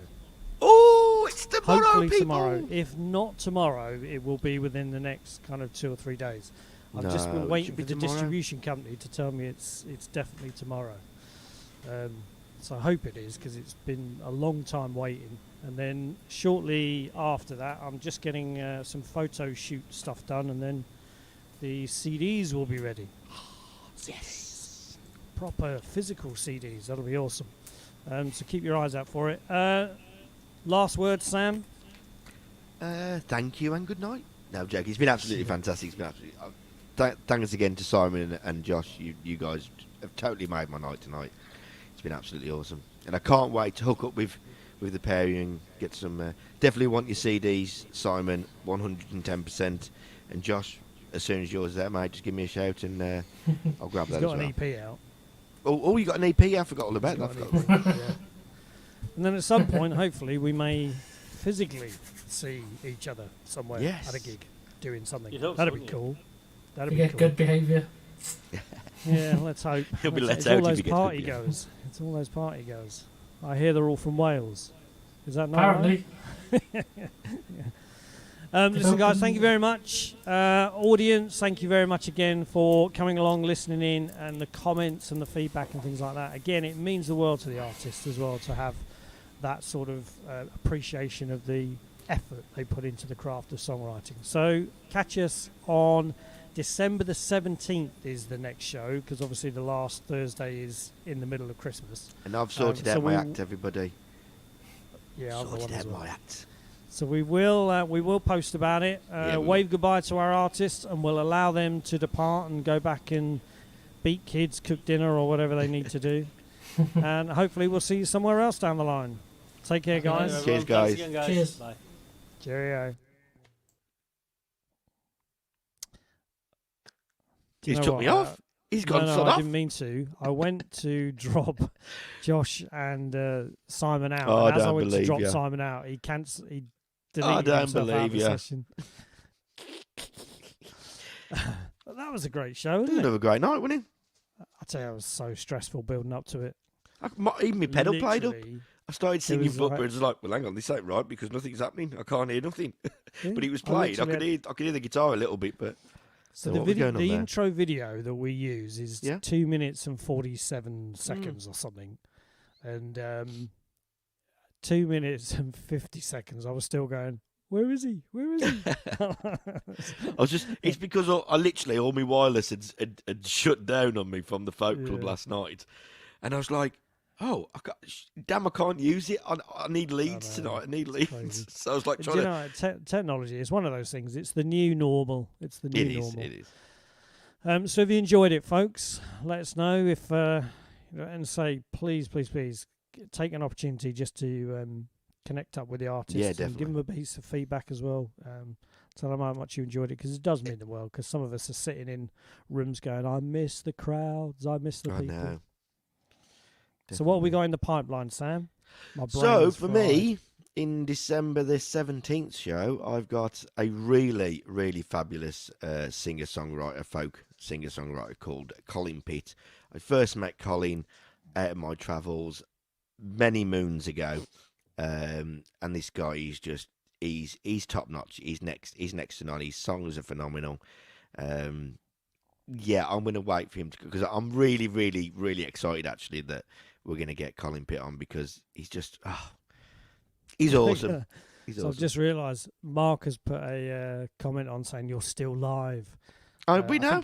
I think he thinks we were kind of talking in the background. Yeah, we know. We're just kind of finishing off, explaining what's coming up as well. So people Yeah, know. so I've got the amazing singer-songwriter, folk singer-songwriter Colin Pitt. So that's my act sorted for this month.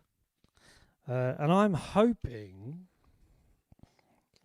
I'm hoping we'll have Michael, but that is reliant upon us sorting sound and things like that.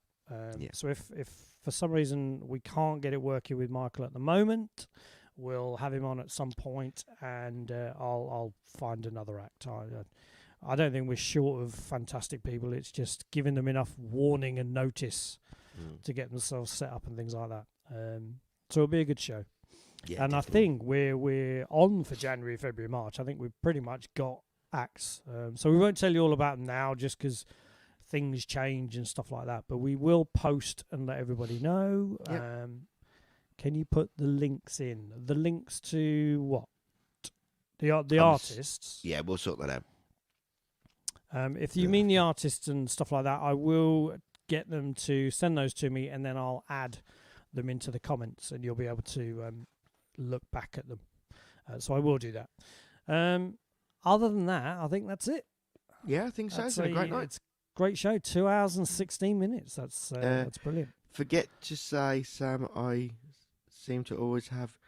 What's that? I can't read. It's I just always have to go and do something when you're singing, so not here to comment.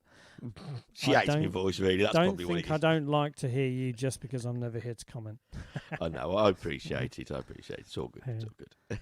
Sarah Louise have been busy getting dinner, so I was only listening in the background. Hey, that's absolutely fine. Yeah. That's Is that absolutely Sarah fine. that we had on the show? No. No, that's Sarah Yayo. Sarah is the lady who run the Cubs and what's the smaller one? The Beavers. Beaver Scouts, Cub Scouts and Scouts and Venture Scouts and all that lot. So my two lads. So I've been camping and cooking in the wild and all that kind of stuff with Sarah. Lovely person. Lovely family as well. Yeah, we're sorting again, out always our tunes camping in. stuff, Andy. Always tunes in. Because we were going to get this year, but we're going to sort out our camping for next year. No, I mean proper rough. Although, actually, I'll say proper rough camping. We stayed in bunk barns, so actually, I don't think we were actually.